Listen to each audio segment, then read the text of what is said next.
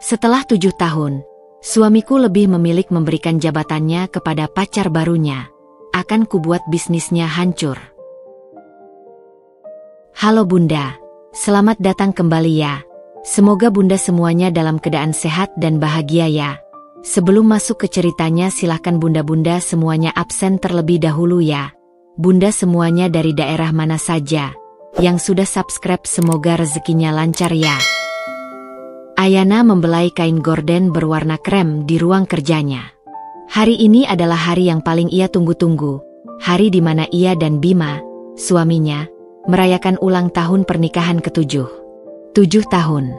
Angka yang sama dengan jumlah tahun perjuangan mereka membangun segalanya dari nol. Dari sebuah warung kecil yang menjual camilan buatan tangan, hingga kini menjadi perusahaan besar dengan puluhan karyawan. Ayana tersenyum kecut. Di sudut ruangan, sebuah figura foto usang tergeletak di atas tumpukan berkas. Foto itu menampilkan dua sosok muda yang tengah berangkulan erat di depan sebuah kios kecil bertuliskan, "Camilan Sehati." Ayana ingat betul bagaimana dulu mereka berdua, dengan modal pas-pasan dan mimpi sebesar langit, harus berjibaku melayani pembeli, mengantar pesanan, bahkan sampai begadang hanya untuk memenuhi target. Bima, dengan semangat membara dan ide-ide briliannya, selalu menjadi motor penggerak. Ayana, di sisi lain, adalah fondasi yang kokoh, tulang punggung yang memastikan setiap detail berjalan lancar, dan tangan yang meracik setiap adonan dengan penuh cinta. Mereka adalah pasangan sempurna, saling melengkapi. Bima yang ambisius dan Ayana yang tekun. Ayana selalu percaya, tanpa Ayana, Bima tidak akan sampai pada titik ini. Dan tanpa Bima, Ayana pun mungkin tidak akan berani bermimpi sejauh ini. 7 tahun. 7 tahun yang terasa seperti ayunan bandul waktu, berputar dari masa-masa sulit hingga puncak kejayaan. Kini, mereka memiliki segalanya. Rumah megah di pusat kota, mobil mewah, dan yang paling penting, sebuah perusahaan yang menjadi buah cinta dan kerja keras mereka. Ketukan di pintu membuyarkan lamunan Ayana. Bima masuk dengan senyum lebar, mengenakan setelan jas mahal yang membuatnya terlihat jauh lebih berwibawa dari Bima yang dulu ia kenal. "Sudah siap, sayang?" tanya Bima. Suaranya terdengar lembut, tapi bagi Ayana entah mengapa terdengar hampa. "Tentu," jawab Ayana, berusaha menyembunyikan getaran dalam suaranya. "Aku hanya teringat masa lalu. Kita sudah jauh melangkah, ya?" Bima mengangguk, namun matanya tidak menunjukkan kedalaman yang sama. "Masa lalu adalah masa lalu, Ayan. Sekarang kita harus melihat ke depan. Perusahaan kita akan semakin besar." Ayana merasakan ada sesuatu yang ganjil. Bima tidak pernah seperti ini. Bima yang dulu akan memeluknya erat, mencium keningnya, dan mengenang setiap detik perjuangan mereka. Bima yang sekarang terasa asing, seolah-olah ia adalah orang yang berbeda. Malam itu, restoran mewah yang telah mereka pesan khusus terasa dingin. Musik biola yang seharusnya romantis justru terdengar seperti melodi kesepian. Bima terlihat sibuk dengan ponselnya. Ayana mencoba memulai percakapan, tetapi Bima hanya menjawab seadanya. "Ada apa, Bim? Kau terlihat gelisah," tanya Ayana, mencoba memecah keheningan. "Tidak ada apa-apa. Hanya, ada pengumuman penting yang harus aku sampaikan malam ini. Di acara perusahaan nanti." Ayana mengerutkan kening. "Pengumuman? Apa itu? Kenapa tidak kau sampaikan padaku?" "Ini tentang jabatan direktur operasional. Aku sudah memutuskannya." Jantung Ayana berdegup kencang. Posisi itu, posisi yang telah ia impikan, posisi yang seharusnya menjadi miliknya. Bima telah menjanjikannya berkali-kali. Posisi yang akan mengesahkan peran Ayana sebagai pimpinan sejati di perusahaan. "Jadi, kau akan mengumumkannya malam ini? Kau akan mengangkatku sebagai direktur?" tanya Ayana, matanya berbinar penuh harap. Bima tidak menjawab. Ia hanya tersenyum samar dan menggenggam tangan Ayana. Genggaman itu terasa dingin. Pesta ulang tahun perusahaan berlangsung meriah. Semua karyawan, investor, dan mitra bisnis hadir. Lampu sorot menyorot panggung, tempat Bima berdiri dengan mikrofon di tangan. Ayana duduk di barisan depan, jantungnya berdebar kencang, menantikan nama panggilannya. Terima kasih atas kehadiran kalian semua. Bima memulai pidatonya. 7 tahun yang lalu, perusahaan ini hanyalah mimpi. Dan hari ini, berkat kerja keras kita semua, mimpi itu menjadi kenyataan. Sorak-sorai memenuhi ruangan. Ayana menatap Bima dengan bangga. Tentu saja, kesuksesan ini tidak akan tercapai tanpa dukungan orang terpenting dalam hidupku, lanjut Bima. Ayana menahan napas, matanya berkaca-kaca. Ia yakin, ini adalah momennya. Bima akan menyebut namanya. Dan untuk itu, saya dengan bangga mengumumkan bahwa direktur operasional baru kita adalah Luna Permata. Dek. Dunia Ayana seolah berhenti berputar. Seluruh darah di tubuhnya terasa membeku. Nama itu, Luna. Siapa Luna? Otaknya memutar, mencoba mengingat-ingat. Nama itu asing. Namun, suara Bima kembali membuyarkan keheningannya. Seorang wanita cantik dengan rambut hitam terurai dan senyum yang terlalu sempurna melangkah ke atas panggung.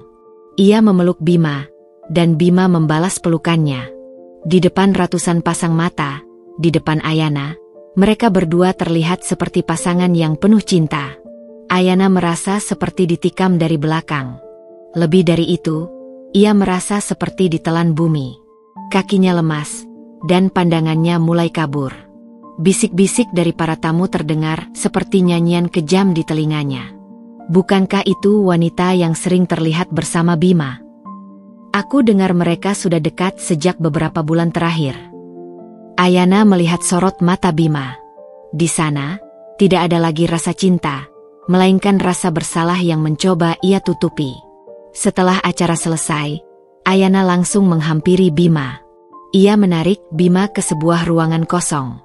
Napasnya terengah-engah, dadanya sesak. Bima, apa-apaan ini?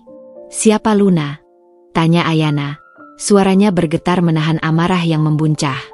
Bima menghela napas panjang, menghindari tatapan Ayana. Ayana, aku bisa jelaskan. Jelaskan apa? 7 tahun, Bim. 7 tahun aku bersamamu. Aku yang meracik adonan. Aku yang membuat laporan keuangan di awal. Aku yang selalu ada saat kau jatuh. Posisi itu seharusnya milikku. Dan sekarang, kau memberikannya kepada siapa dia? Pacarmu. Suara Ayana meninggi. Air mata yang ia tahan sejak tadi akhirnya tumpah membasahi pipinya. Luna bukan hanya pacarku, Ayana. Dia adalah masa depanku, kata Bima. Kalimat yang seperti belati tajam yang menghancurkan sisa-sisa hati Ayana.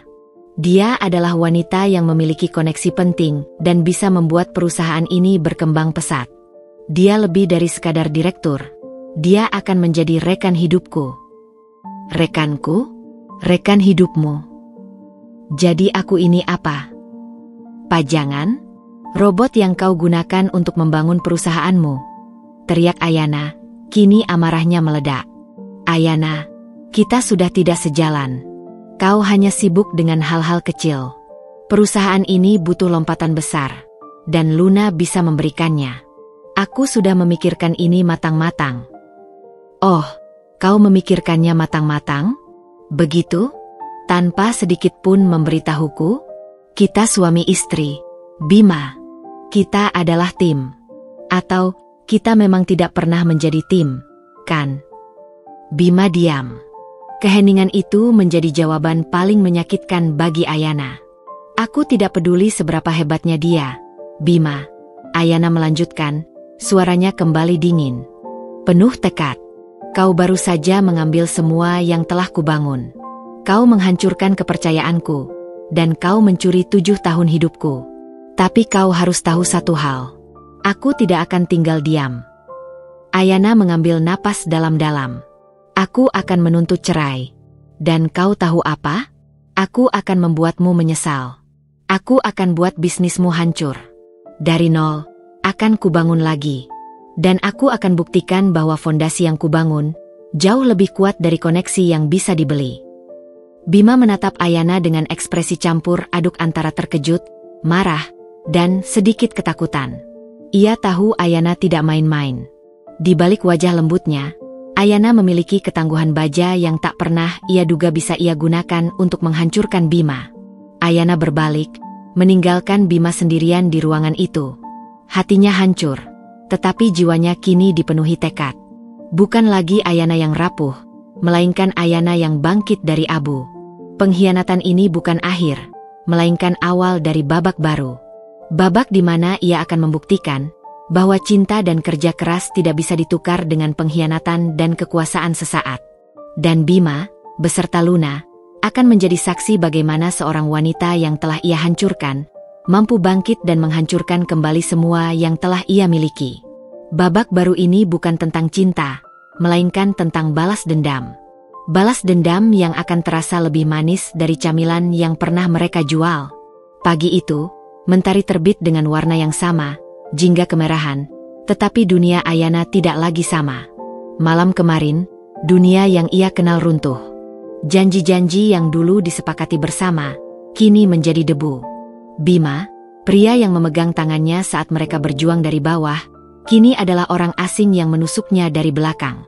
Kalimat Bima tentang masa depan dan lompatan besar masih berdengung di telinganya, menyakitkan seperti pecahan kaca. Ayana tidak menangis lagi. Air matanya telah mengering. Yang tersisa hanyalah amarah yang membara, amarah yang membakar habis segala keraguan dan rasa sakit di dadanya. Ia berdiri di depan cermin, menatap pantulan dirinya. Ada Ayana yang rapuh, yang hancur karena cinta yang dikhianati. Dan ada Ayana yang baru, yang memiliki mata tajam penuh tekad. Ia akan memilih Ayana yang kedua. Ponselnya berdering. Nama pengacara keluarga Bima, Pak Handoko, muncul di layar. Tanpa ragu, Ayana mengangkatnya.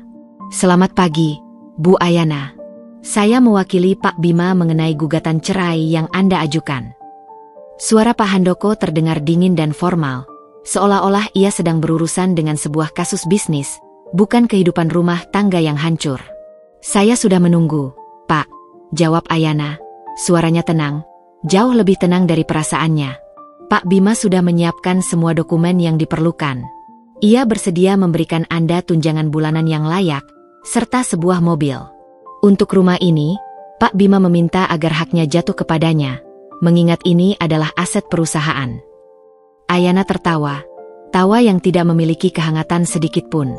Aset perusahaan?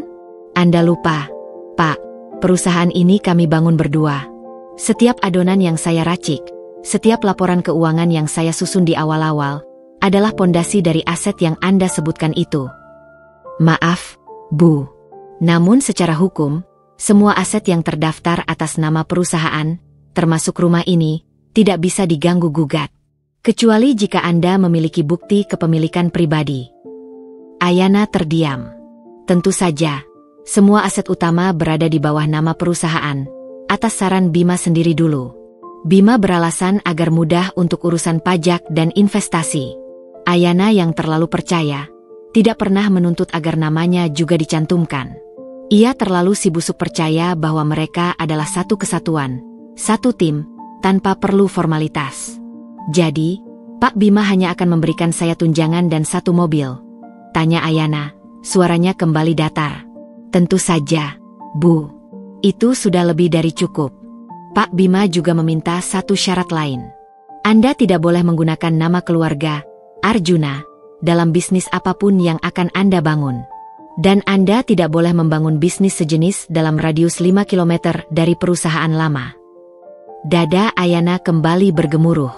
Bima tidak hanya mencuri masa depannya, tapi juga berusaha membungkamnya, memotong semua jalan yang mungkin ia ambil. Begitu. Ayana menahan amarahnya. Baiklah, Pak Handoko. Saya akan terima tawarannya. Tapi beritahu Bima, bahwa yang ia ambil dari saya bukan hanya harta, tapi juga tekad. Dan tekad itu, tidak bisa dibeli dengan tunjangan bulanan. Saya akan siapkan pengacara pribadi saya untuk mengurus semuanya. Ayana mengakhiri panggilan. Ia tidak mau berlama-lama lagi berbicara dengan orang yang mewakili pengkhianat. Ia harus mengambil langkah. Ia pergi ke kamar tidurnya. Membuka laci lemari, ia mengeluarkan sebuah kotak perhiasan kuno. Isinya adalah kalung, gelang, dan cincin peninggalan ibunya. Perhiasan yang selalu ia simpan dan tidak pernah ia jual, bahkan saat mereka kekurangan uang dulu. Ibu Ayana selalu berkata, "Ini bukan sekadar perhiasan, Ayan. Ini adalah modal terpentingmu, harga dirimu. Jangan pernah kau tukar dengan apapun kecuali mimpi yang paling berharga." Ayana menggenggam perhiasan itu, dingin di tangannya, tetapi memberikan kehangatan di hatinya. Ini bukan modal materi, melainkan modal spiritual. Ia akan menjualnya. Semua. Untuk modal awal. Ia akan membuktikan bahwa ia bisa bangkit, bahkan tanpa sepeser pun dari Bima. Sore itu, Ayana mendatangi toko emas yang terletak di sebuah pasar tradisional. Ia tidak ingin menjualnya di tempat mewah. Ia ingin kembali ke akarnya, kembali ke tempat di mana ia dan Bima memulai segalanya. "Permisi, Pak," sapa Ayana kepada pemilik toko yang sudah tua. "Ya, ada yang bisa dibantu, Bu?" jawab sang pemilik, matanya memicing ke arah Ayana yang terlihat asing di tempat itu. "Saya ingin menjual perhiasan ini," kata Ayana, meletakkan kotak itu di atas meja. Mata sang pemilik membesar saat melihat perhiasan-perhiasan itu. "Ini perhiasan kuno, Bu. Nilainya sangat tinggi." Ayana hanya mengangguk. Ia tidak peduli dengan nilai uangnya. Yang ia pedulikan hanyalah memulai babak baru. Setelah tawar-menawar yang cukup singkat, Ayana berjalan keluar dari toko dengan tas kecil di tangannya, berisi uang tunai hasil penjualan perhiasan peninggalan ibunya. Ia tidak langsung pulang. Ayana berjalan menyusuri pasar yang ramai, melihat pedagang kecil yang berjuang dengan keringat mereka. Ia melihat sebuah kios kecil yang menjual camilan. Ia melihat seorang ibu yang menata dagangannya dengan penuh ketekunan, persis seperti dirinya 7 tahun lalu. Tiba-tiba, ia berpapasan dengan seseorang. Seorang pria dengan setelan rapi, terlihat mencolok di tengah keramaian pasar. Ayana menatapnya lekat-lekat. Pria itu menoleh. Matanya membesar. "Ayana?" tanya pria itu, tidak percaya. "Arion," jawab Ayana, juga tak kalah terkejutnya. Arion, sahabat lamanya di kampus. Mereka dulu sangat dekat, tapi kehilangan kontak setelah Ayana dan Bima menikah dan sibuk membangun bisnis. Arion adalah pria yang ambisius, cerdas, dan selalu bersemangat. Ia adalah salah satu mahasiswa terbaik di angkatannya. Ayana tidak menyangka akan bertemu dengannya di sini. "Astaga, Ayana. Aku tidak menyangka akan bertemu denganmu di sini. Ada apa? Kenapa kau di pasar?" tanya Arion, dengan nada khawatir. Ia melihat ada yang tidak beres dengan Ayana. Wajahnya yang dulu selalu ceria, kini terlihat lelah dan penuh beban. Ayana terdiam sejenak, menimbang-nimbang apakah ia harus menceritakan semuanya. Namun, melihat sorot mata Arion yang tulus, ia akhirnya memutuskan untuk bercerita. Ia menceritakan semuanya, tentang Bima, Luna, dan pengkhianatan yang ia alami. Arion mendengarkan dengan seksama. Wajahnya mengeras, menahan emosi. "Bima, aku tidak menyangka dia sepicik itu," gumamnya, penuh kekecewaan. "Aku tidak peduli lagi, Rio. Aku hanya ingin memulai dari awal. Aku akan membangun bisnis camilan lagi. Dengan uang ini." Ayana menunjukkan tas kecil berisi uang tunai. Arion menatap tas itu, lalu menatap Ayana. Ada rasa kagum yang besar di matanya. "Kau masih sama, Ayan. Selalu tangguh." "Aku harus tangguh, Rio. Aku tidak punya pilihan lain," jawab Ayana, suaranya bergetar. "Kau punya pilihan, Ayan. Pilihan untuk tidak berjuang sendirian." Ayana menatap Arion, tidak mengerti. "Aku sudah lama menjadi investor. Perusahaan teknologiku berkembang pesat.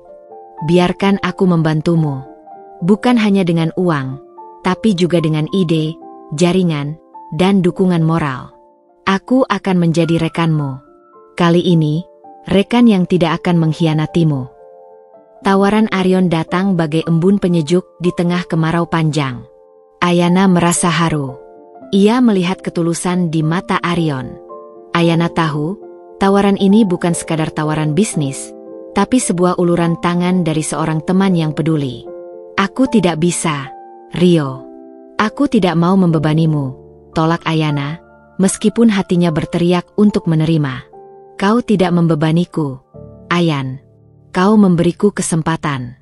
Kesempatan untuk melihat kembali semangat yang dulu pernah kita miliki. Dan aku percaya padamu. Aku percaya pada resep camilan buatan tanganmu. Aku yakin itu bisa menjadi lebih besar dari apapun yang pernah Bima bangun. Ayana menatap Arion.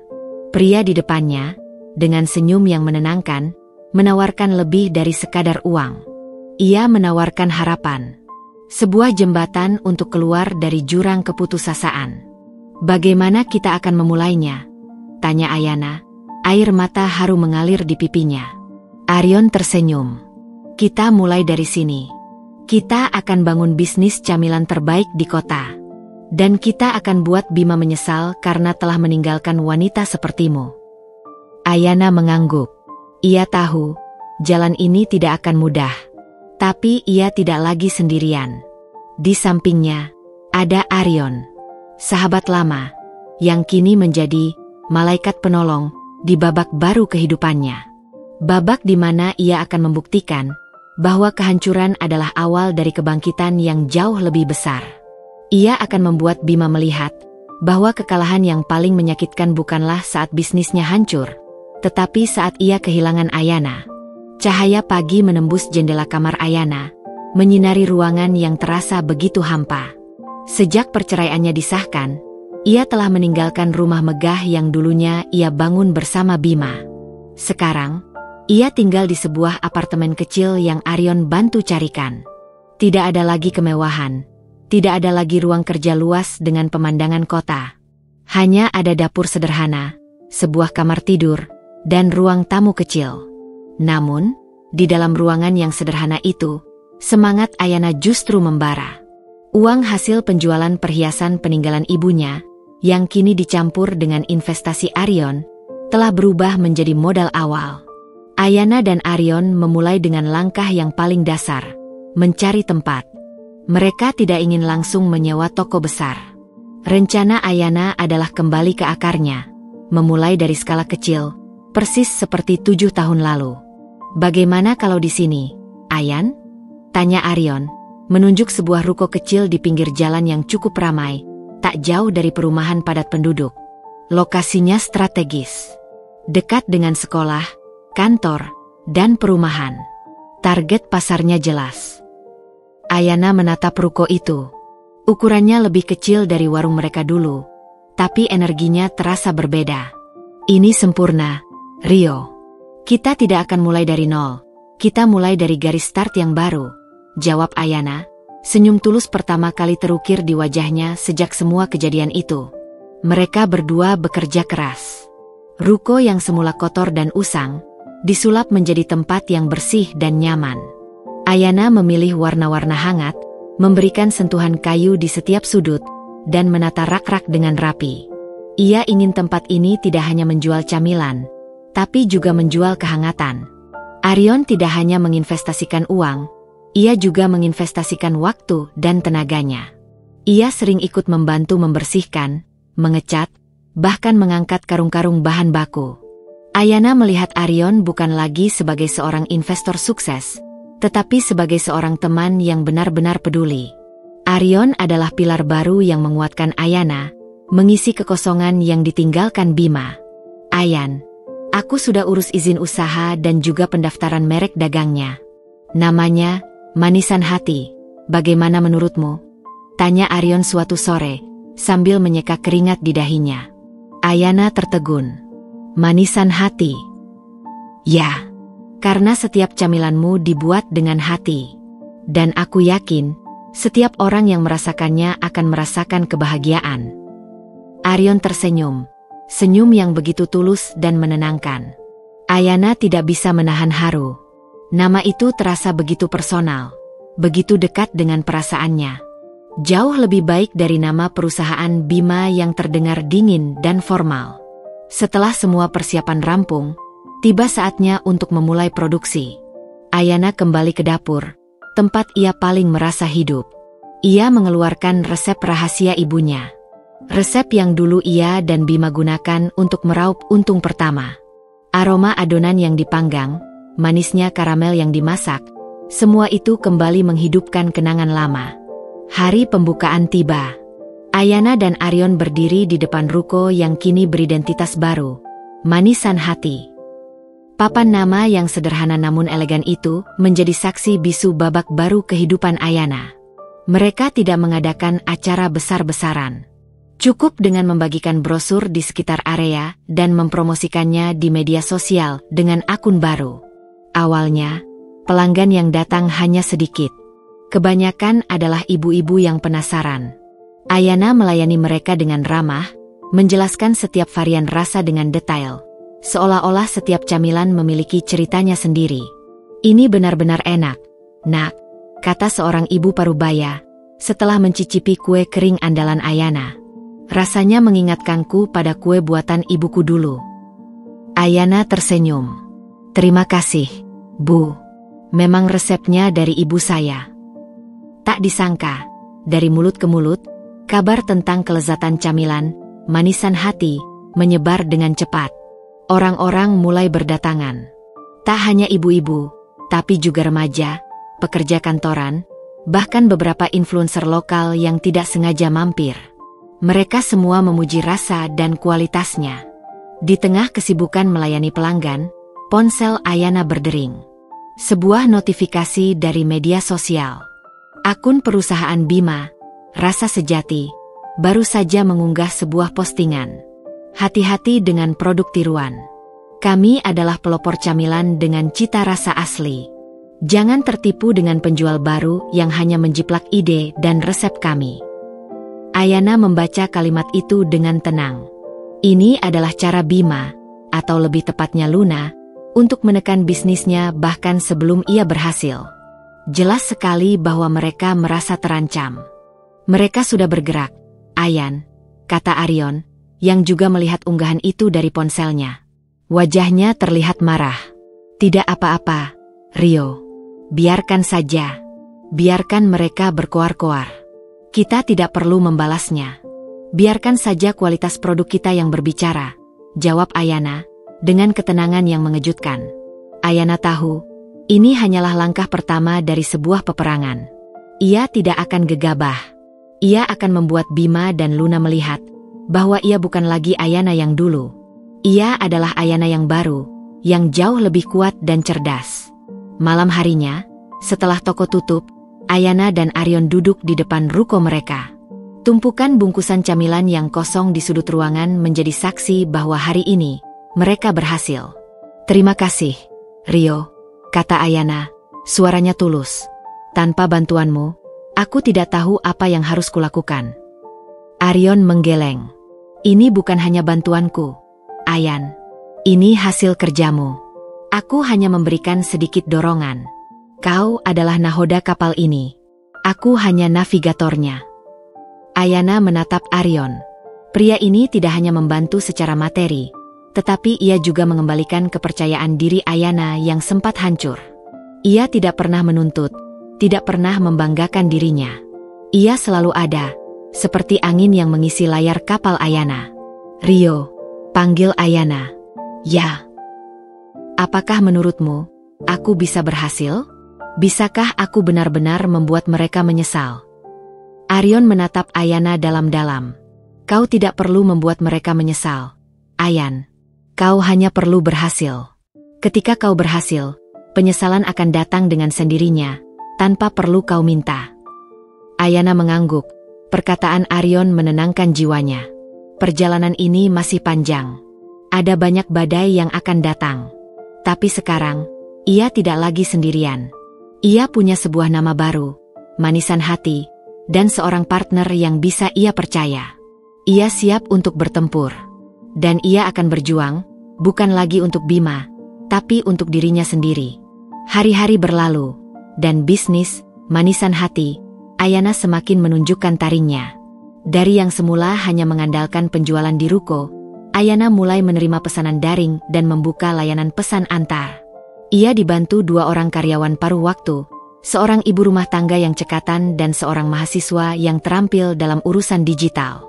Dapur kecil Ayana kini sibuk setiap hari, dipenuhi aroma manis adonan kue dan karamel yang menggoda. Meski begitu, Ayana sadar bahwa langkah mereka masih terlalu kecil. Manisan hati perlu naik kelas, perlu menjangkau pasar yang lebih luas. Namun, tantangan terbesar mereka adalah modal dan jaringan. Sementara Bima dan Luna, dengan rasa sejati, mereka yang sudah mapan, memiliki segalanya. Suatu siang, saat Ayana tengah sibuk membungkus pesanan, Aryon datang dengan senyum cerah. Di tangannya, ada sebuah kantong plastik berisi kue-kue dari merek lain. "Ayan, coba cicipi ini," kata Aryon, menyodorkan salah satu kue. Ayana mengambilnya dan menggigitnya. Rasanya biasa saja.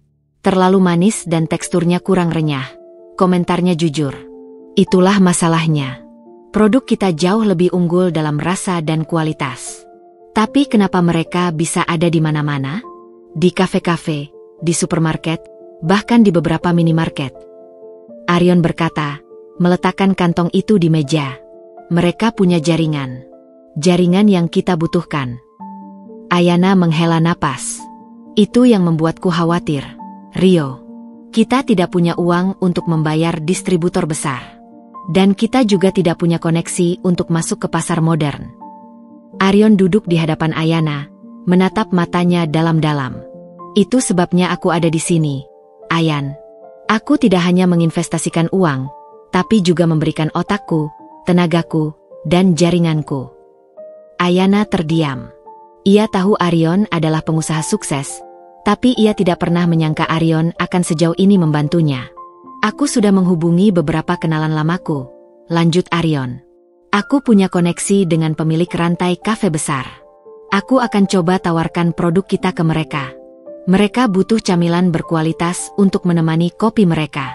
Dan aku yakin, mereka akan suka manisan hati. Jantung Ayana berdegup kencang.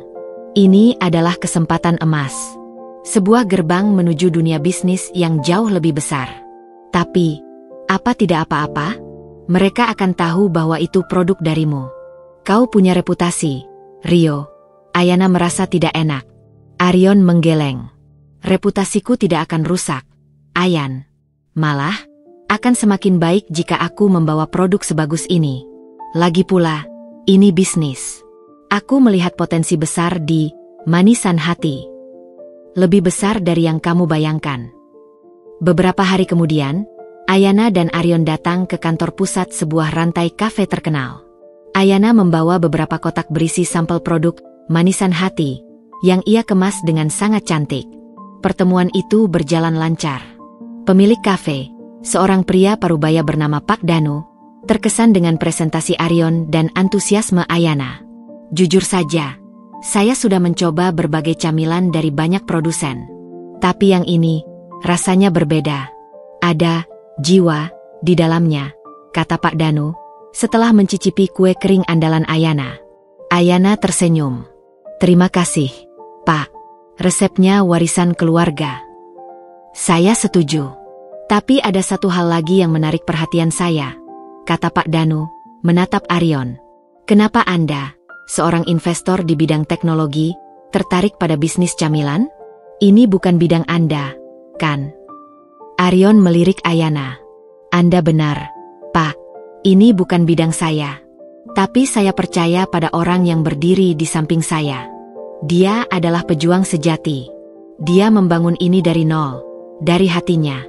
Dan saya hanya ingin membantu dia meraih apa yang seharusnya menjadi miliknya.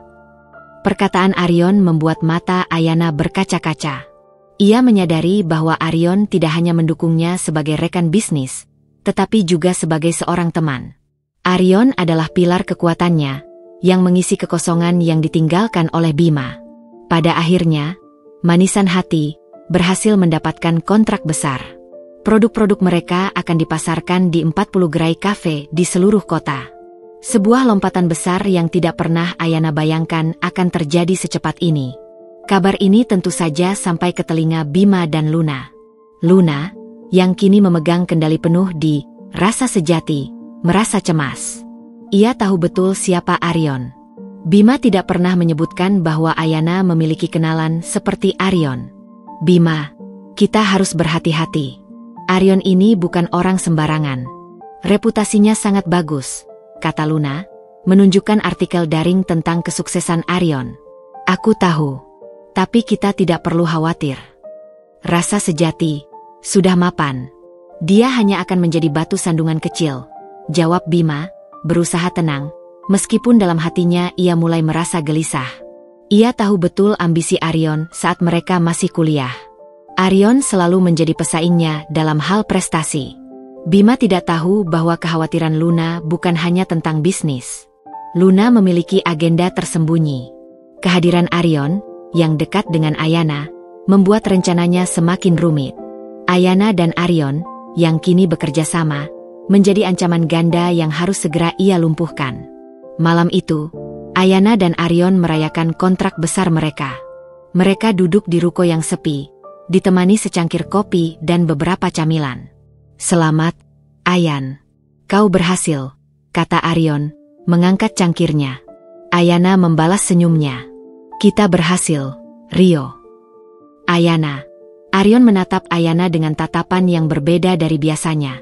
Aku tidak hanya membantumu karena aku percaya pada bisnismu. Aku ingin melihatmu kembali tersenyum seperti dulu. Aku ingin melihatmu bahagia. Ayana terdiam. Ia melihat ketulusan yang murni di mata Aryon. Bukan tatapan penuh ambisi seperti Bima, melainkan tatapan yang hangat dan menenangkan.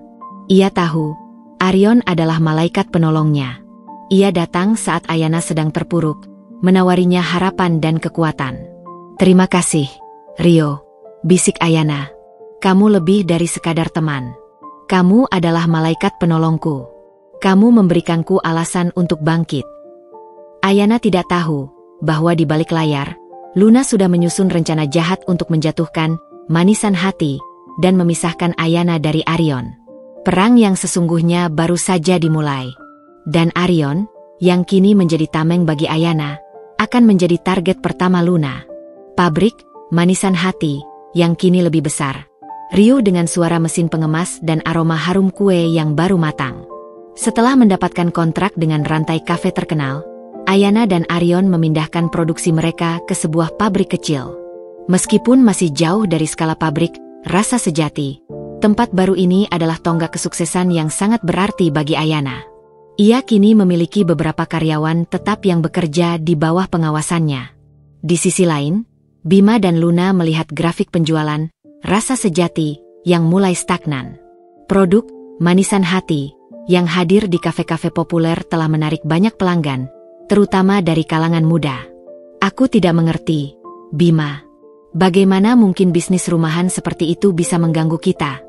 Tanya Luna, suaranya terdengar kesal. Luna telah mengambil alih peran direktur operasional di Rasa Sejati, tetapi ia merasa jengah melihat Manisan Hati yang terus berkembang. Kita tidak boleh meremehkan Ayana, jawab Bima, nada bicaranya dingin. Dia itu pekerja keras. Dan dengan bantuan Aryon, dia bisa menjadi ancaman serius. Aryon? Pria kaya itu? Aku sudah selidiki dia. Dia investor di bidang teknologi, bukan makanan.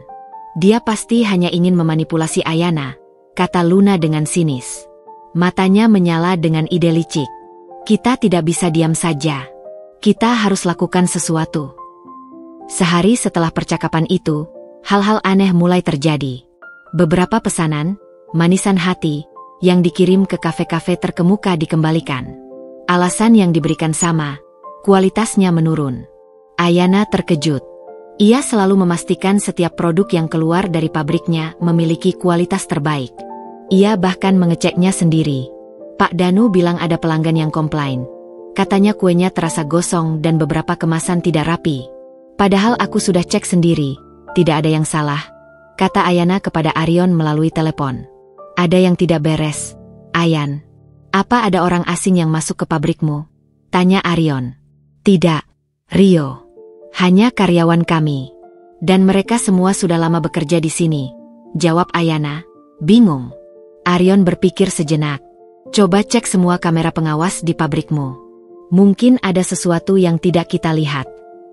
Ayana segera meminta rekaman CCTV dari pabrik. Ia memeriksa setiap jam dengan teliti. Setelah beberapa jam, ia menemukan sesuatu yang mencurigakan. Pada rekaman di malam hari, saat tidak ada siapa-siapa, terlihat seorang pria dengan jaket berkupluk masuk ke dalam area produksi. Ia membuka salah satu oven, lalu memasukkan sesuatu ke dalam adonan kue yang sudah siap panggang. Pria itu kemudian mengatur suhu oven menjadi lebih tinggi dari seharusnya. Setelah itu, ia juga merusak beberapa mesin pengemas, membuat kemasan produk menjadi tidak rapi. Pria itu keluar dari pabrik hanya dalam waktu 15 menit. Ayana gemetar.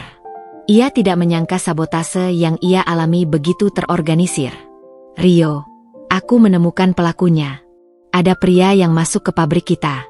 Dia merusak produk dan juga mesin pengemas, kata Ayana dengan nada panik saat Arion mengangkat teleponnya. Arion menghela napas panjang.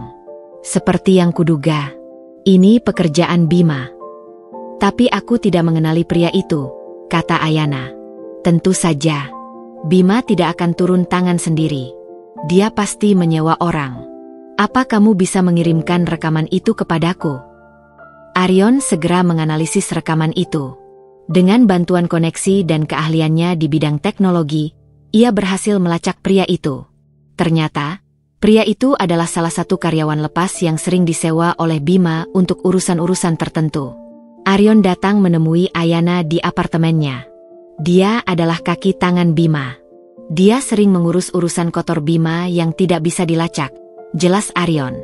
Ayana merasa lemas. Bagaimana mungkin Bima melakukan ini? Dia sampai hati menyabotase bisnisku dengan cara kotor seperti ini? Ini bukan lagi persaingan. Ini sudah menjurus ke kriminalitas. Ayana, kamu harus mengerti. Bima bukan lagi Bima yang dulu. Ambisi telah mengubahnya menjadi orang lain. Dia rela melakukan apapun untuk menjaga kekuasaannya, bahkan dengan cara yang kotor. Arion menatap Ayana dengan tatapan iba. Kita harus melaporkannya ke polisi. Tidak, Rio, kata Ayana dengan tegas. Aku tidak mau. Jika kita melaporkannya, itu akan menjadi berita besar. Aku tidak mau nama, manisan hati, tercoreng karena skandal. Aku ingin bisnis ini dikenal karena kualitasnya, bukan karena konflik. Arion mengangguk. Ia mengerti keinginan Ayana. Lalu kita harus bagaimana? Kita akan balas. Tapi dengan cara kita sendiri, kata Ayana. Kita akan perketat keamanan pabrik. Kita akan pasang kamera pengawas tambahan di setiap sudut. Kita akan minta para karyawan untuk lebih waspada. Dan kita akan membuat produk kita menjadi lebih unik, sehingga sulit untuk ditiru. Luna tidak hanya melakukan sabotase produk. Beberapa hari kemudian, sebuah artikel sensasional muncul di salah satu portal berita daring. Judulnya sangat provokatif. Bisnis, manisan hati, bangun di atas puing-puing pengkhianatan. Artikel itu menceritakan kisah perceraian Ayana dan Bima, dengan narasi yang memutarbalikkan fakta. Ayana digambarkan sebagai istri yang serakah dan tidak suportif, yang iri dengan kesuksesan suaminya. Arion digambarkan sebagai selingkuhan Ayana yang menjadi malaikat di balik kebangkitan bisnisnya. Luna, tentu saja, digambarkan sebagai korban, seorang wanita yang tulus mencintai Bima dan ingin membantu perusahaan. Ayana membaca artikel itu dengan hati bergemuruh. Ini adalah pukulan telak. Reputasinya, yang selama ini ia jaga, kini dipertaruhkan. Ia tahu, ini semua pekerjaan Luna. Ayana, kamu tidak perlu khawatir, kata Arion, yang segera datang setelah membaca berita itu. Aku akan hubungi pengacaraku. Kita akan tuntut portal berita itu. Ini jelas pencemaran nama baik. Tidak, Rio. Jangan, tolak Ayana. Melaporkannya akan membuat cerita ini semakin viral. Aku tidak mau. Biarkan saja. Biarkan orang-orang berkata apapun. Aku tahu, dan kamu tahu, apa kebenarannya. Arion merasa frustrasi. Tapi Ayan, ini tidak adil. Mereka menuduhmu selingkuh denganku. Ini bisa merusak reputasimu. Ayana tersenyum kecut. Tuduhan itu hanya akan terasa sakit jika aku memang melakukan hal itu. Tapi aku tidak. Jadi, biarkan saja. Balas dendam terbaik bukanlah dengan membalasnya, tapi dengan membuktikan bahwa kita lebih baik. Kita akan membuktikan bahwa manisan hati berhasil karena kualitasnya, bukan karena skandal. Mendengar tekad Ayana, Aryon merasa kagum. Ia menyadari, Ayana tidak hanya bangkit, tapi juga menjadi pribadi yang jauh lebih kuat. Ia tidak lagi peduli dengan apa yang dipikirkan orang lain, melainkan fokus pada tujuan utamanya. Malam itu, Ayana tidak bisa tidur. Ia teringat kata-kata Bima yang menghancurkan hatinya. Ia ingat bagaimana Bima mengatakan Luna adalah masa depannya. Kini, Luna menunjukkan taringnya, menyakiti Ayana dengan cara yang lebih kejam dari sekadar merebut Bima. Ayana mengambil ponselnya. Ia membuka akun media sosial, Rasa Sejati. Postingan tentang produk tiruan dan artikel fitnah yang mereka sebarkan. Semuanya mendapat banyak dukungan dari pengikut mereka. Ayana menutup ponselnya. Kau pikir aku akan menyerah, Luna? Kau salah, gumamnya pelan. Aku akan buktikan siapa yang akan hancur pada akhirnya. Ayana kini bukan hanya berjuang untuk bisnisnya, tapi juga untuk harga dirinya. Perang ini bukan lagi tentang cinta yang dikhianati, melainkan tentang kebenaran yang harus diungkapkan. Dan ia tidak akan berhenti sampai semua intrik dan kebohongan itu terkuak. Hujan deras mengguyur kota, seolah ikut merasakan gejolak batin Ayana. Setelah artikel fitnah itu viral, beberapa pesanan dari rantai kafe dibatalkan. Mereka khawatir skandal itu akan merusak citra mereka. Ayana tidak menyalahkan mereka. Ia tahu, dalam dunia bisnis, reputasi adalah segalanya. Ia hanya merasa lelah. Perjuangan yang baru dimulai kini terancam hancur. Aryon datang menemui Ayana. Ia melihat wajah Ayana yang lelah, matanya memancarkan keputusasaan. Ayan, aku sudah mencoba bicara dengan Pak Danu. Mereka menolak untuk melanjutkan kerjasama sampai masalah ini selesai, kata Aryon, suaranya dipenuhi rasa kesal. Ayana mengangguk. Ia sudah menduganya. Tidak apa-apa, Rio. Aku mengerti. Kita akan cari cara lain. Cara lain apa? Mereka sudah berhasil membuat kita lumpuh. Bima dan Luna tidak akan berhenti sampai kita benar-benar hancur, ujar Aryon, frustrasi. Ayana menatap keluar jendela, melihat tetesan air yang membasahi kaca. Aku tidak akan menyerah, Rio. Ini adalah ujian. Dan kita akan melewati ini. Mungkin ini saatnya kita tidak hanya bertahan, tapi juga menyerang. Di tengah badai yang menerpa, sebuah pesan masuk ke ponsel Ayana. Pesan dari sebuah nomor tak dikenal. Mbak Ayana, saya Anton, mantan sopir pribadi Pak Bima. Saya tahu sesuatu yang penting. Ayana terkejut. Anton adalah sopir yang sangat loyal kepada keluarga mereka. Ia tahu Ayana akan membutuhkan bantuannya. Ayana segera membalasnya dan menyepakati tempat pertemuan. Ia tidak memberitahu Aryon. Ia ingin memastikan dulu kebenaran informasi itu. Keesokan harinya, Ayana bertemu Anton di sebuah kedai kopi kecil yang tersembunyi dari keramaian. Anton terlihat gelisah, matanya terus-menerus mengawasi sekelilingnya. Maaf, Mbak Ayana. Saya terpaksa keluar dari perusahaan. Saya tidak tahan melihat cara Pak Bima memperlakukan Anda. Apalagi dengan kehadiran Luna, kata Anton. Terima kasih sudah mau menemuiku, Ton. Ada apa yang ingin kau sampaikan?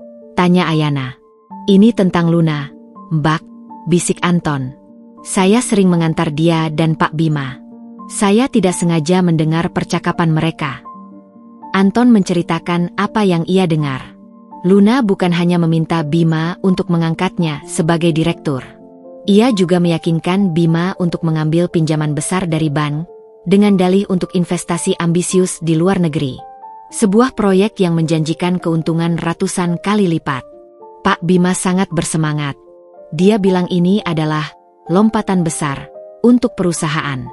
Dia sampai rela menggadaikan aset pribadi dan perusahaan untuk mendapatkan pinjaman itu, cerita Anton. Jantung Ayana berdebar kencang. Lompatan besar? Itu adalah kalimat yang sama yang Bima ucapkan kepadanya. Lalu, apa yang terjadi dengan proyek itu? Tanya Ayana, napasnya tertahan. Itu yang saya khawatirkan, Mbak. Saya dengar dari beberapa karyawan, proyek itu ternyata fiktif. Luna hanya menggunakan uang itu untuk hal lain. Dia bilang itu urusan pribadi, tidak boleh ada yang tahu. Saya tidak tahu persisnya, tapi saya yakin, itu bukan untuk investasi, kata Anton, suaranya dipenuhi kecemasan. Dan Pak Bima sudah mulai curiga. Dia sering bertengkar hebat dengan Luna. Mereka bahkan sudah tidak tinggal bersama lagi. Ayana merasa lemas. Ia tidak menyangka skenario ini akan terjadi. Bima tidak hanya mengkhianatinya, tapi juga dikhianati oleh Luna. Pengkhianatan di atas pengkhianatan. Sebuah ironi yang pahit. Kenapa kau tidak bilang pada Pak Bima, Ton? Tanya Ayana. Saya sudah mencoba, Mbak, tapi dia tidak percaya. Dia bilang saya hanya cemburu karena dia dekat dengan Luna. Dia terlalu buta. Tapi sekarang, saya takut Pak Bima akan hancur, jawab Anton, matanya berkaca-kaca. Saya kasihan pada Pak Bima, Mbak. Dia terlalu percaya pada Luna. Saya tahu Pak Bima sudah salah pada Anda, tapi saya tidak bisa diam saja melihat dia masuk ke dalam jebakan ini. Ayana mengangguk. Terima kasih, Ton. Informasi ini sangat berharga. Setelah Anton pergi, Ayana duduk terdiam. Perasaannya campur aduk. Ia tidak tahu harus merasa apa. Antara marah karena Bima telah dikhianati oleh wanita yang ia pilih, atau kasihan karena Bima, pada akhirnya, akan merasakan apa yang ia rasakan, kehancuran dan pengkhianatan. Ayana segera menghubungi Arion. Rio, aku tahu apa yang sebenarnya terjadi. Dan ini jauh lebih besar dari sekadar sabotase bisnis, kata Ayana. Ia menceritakan semua informasi yang ia dapat dari Anton. Arion terdiam di seberang telepon. Investasi fiktif? Bima menggadaikan aset perusahaan untuk itu? Oh, Bima bodoh sekali. Dia terlalu buta oleh ambisi. Aku rasa, Luna memang sudah merencanakannya dari awal, kata Ayana. Dia tidak hanya ingin merebut Bima, tapi juga menghancurkannya. Apa kau punya bukti, Ayan? Tanya Arion. Hanya cerita dari Anton. Tapi ini bisa menjadi celah. Luna tidak akan mengambil pinjaman sebesar itu sendirian. Pasti ada keterlibatan orang-orang penting di bank. Ada jejak digital yang bisa kita cari, jelas Ayana. Kau benar. Ini bisa menjadi kunci kita, jawab Arion. Nadanya terdengar lebih bersemangat. Ayana, aku akan menggunakan semua koneksiku untuk mencari tahu kebenaran ini. Kita akan lacak setiap transaksi yang dilakukan Luna. Kita akan buktikan bahwa Bima telah menjadi korban penipuan besar-besaran. Tiba-tiba, Bima menghubungi Ayana. Ayana ragu-ragu untuk mengangkatnya, tetapi Arion menyarankan agar ia melakukannya. Angkat, Ayan. Kita harus tahu apa yang dia mau, kata Arion. Ayana mengangkatnya. Suara Bima di seberang telepon terdengar serak, dipenuhi keputusasaan. Ayana, aku tahu kamu sudah tahu semuanya. Luna, dia telah menipuku, kata Bima, suaranya bergetar. Kenapa kau menghubungiku? Tanya Ayana dingin. Aku tidak tahu lagi harus bicara dengan siapa. Perusahaan terancam bangkrut. Luna membawa semua uang itu. Dia kabur. Aku tidak tahu di mana dia, jawab Bima. Aku benar-benar menyesal. Ayana, aku salah. Aku salah telah meninggalkanmu. Ayana terdiam. Hatinya tidak lagi bergemuruh. Yang ia rasakan hanyalah kekosongan. Permintaan maaf Bima datang terlambat. Penyesalanmu tidak akan mengubah apapun, Bima. Kau sudah memilih jalanmu. Sekarang, hadapi konsekuensinya, kata Ayana. Aku tahu, Ayana. Tapi, aku hanya ingin tahu, apakah kau bisa memaafkanku? Tanya Bima. Aku tidak tahu, Bima. Yang pasti, sekarang aku sedang berjuang untuk diriku sendiri. Bukan lagi untuk kita, jawab Ayana, lalu mengakhiri panggilan. Ia menatap ponselnya, lalu menatap Arion. Bima sudah di ujung tanduk. Rio. Dia sudah tahu Luna menipunya. Sekarang, ini saatnya kita beraksi. Bukan untuk menghancurkannya, tapi untuk mengungkap kebenaran yang sesungguhnya. Arion tersenyum. Kau benar. Tujuan kita bukan lagi balas dendam, Ayan. tapi untuk keadilan. Ayana mengangguk, tatapannya kini lebih tajam dan penuh tekad. Ia akan mengungkap kebenaran di balik semua pengkhianatan ini. Dan ia akan membuktikan bahwa kebenaran, seburuk apapun, jauh lebih baik daripada kebohongan. Babak ini bukan tentang kehancuran, melainkan tentang kebangkitan yang penuh makna. Setelah Bima menghubungi Ayana, tekadnya untuk mengungkap kebenaran semakin kuat. Ayana kini tidak lagi didorong oleh dendam, melainkan oleh keinginan untuk membersihkan namanya dan mengungkap penipuan yang dilakukan Luna. Ia dan Arion mulai bekerja sama layaknya detektif. Ayana fokus pada informasi yang ia miliki dari Anton, sementara Arion menggunakan jaringannya yang luas di dunia teknologi dan bisnis untuk mencari jejak digital. Bima sudah terlalu jauh melangkah, gumam Arion suatu sore, saat ia dan Ayana duduk di kafe, menatap laptop yang penuh dengan data-data transaksi. Dia menggadaikan hampir 80% aset perusahaan untuk investasi itu. Jika proyek itu fiktif, rasa sejati benar-benar akan hancur. Ayana merasakan ada sesuatu yang mengganjal di hatinya. Ia ingat bagaimana Bima dulu begitu bangga dengan perusahaan mereka. Ia tidak tega melihat semua itu hancur, meskipun Bima telah mengkhianatinya. Bagaimana kita bisa membuktikannya, Rio? Apa yang kita punya? Tanya Ayana. Aku punya tim terbaik yang sedang melacak aliran dana dari pinjaman itu. Aku sudah menyusup ke sistem bank, dan kami menemukan transaksi mencurigakan. Uang itu tidak dikirim ke perusahaan investasi di luar negeri seperti yang Luna katakan, melainkan ke beberapa rekening pribadi di berbagai negara. Rekening-rekening itu semua atas nama yang berbeda-beda, tapi ada satu kesamaan. Mereka semua terkait dengan Luna, jelas Arion. Ayana menatap Arion, kagum. Ia tidak menyangka Arion bisa melakukan hal-hal serumit itu. Lalu, apa rencana kita? Kita akan kumpulkan semua bukti ini, Ayana. Kita akan membuat laporannya. Lalu kita akan berikan kepada Bima. Biar dia yang bertindak. Dia masih pemilik sah dari rasa sejati. Dia harus melaporkan ini ke polisi, bukan kita, kata Arion. Ayana setuju. Ia merasa ini adalah cara terbaik. Biarkan Bima yang menghadapi masalahnya sendiri. Bagaimanapun, ini adalah konsekuensi dari pilihannya. Beberapa hari kemudian, Arion datang ke apartemen Ayana dengan sebuah dokumen tebal di tangannya. Di sana, semua bukti penipuan Luna terperinci dengan jelas. Tanggal transaksi, jumlah uang, dan nama-nama rekening penerima. Ini semua buktinya, Ayan. Sekarang kita akan hubungi Bima, kata Arion, menyerahkan dokumen itu kepada Ayana. Ayana ragu-ragu. Apa kita perlu memberinya kesempatan? Dia sudah menyakitiku terlalu dalam. Ayan, ini bukan lagi tentang Bima. Ini tentang kebenaran, jawab Arion dengan lembut. Kalau kita biarkan ini, Luna akan terus merajalela, menipu orang-orang lain. Dan jika Bima tidak bertindak, dia akan hancur. Kita tidak perlu membalas dendam dengan cara itu. Kita hanya perlu memastikan keadilan ditegakkan. Akhirnya, Ayana menghubungi Bima.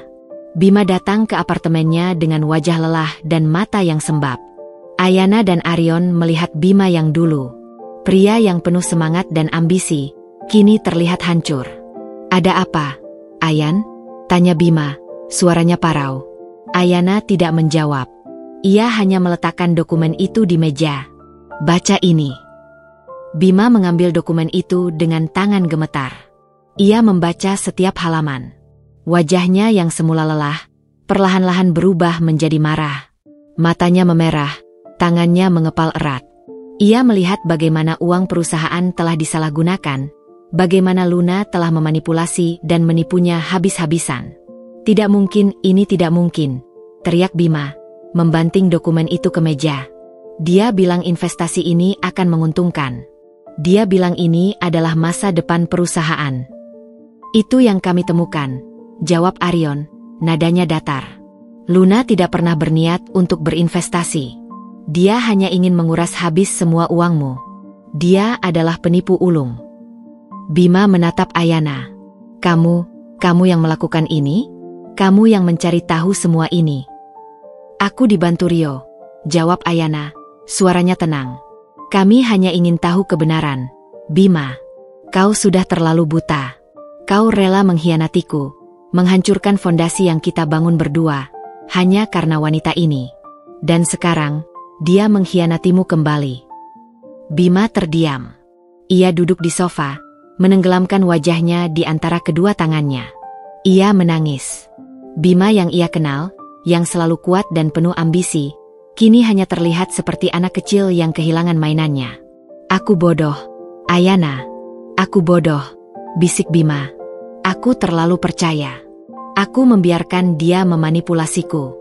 Dia bilang aku tidak bisa berkembang bersamamu. Dia bilang kau hanya akan membatasiku.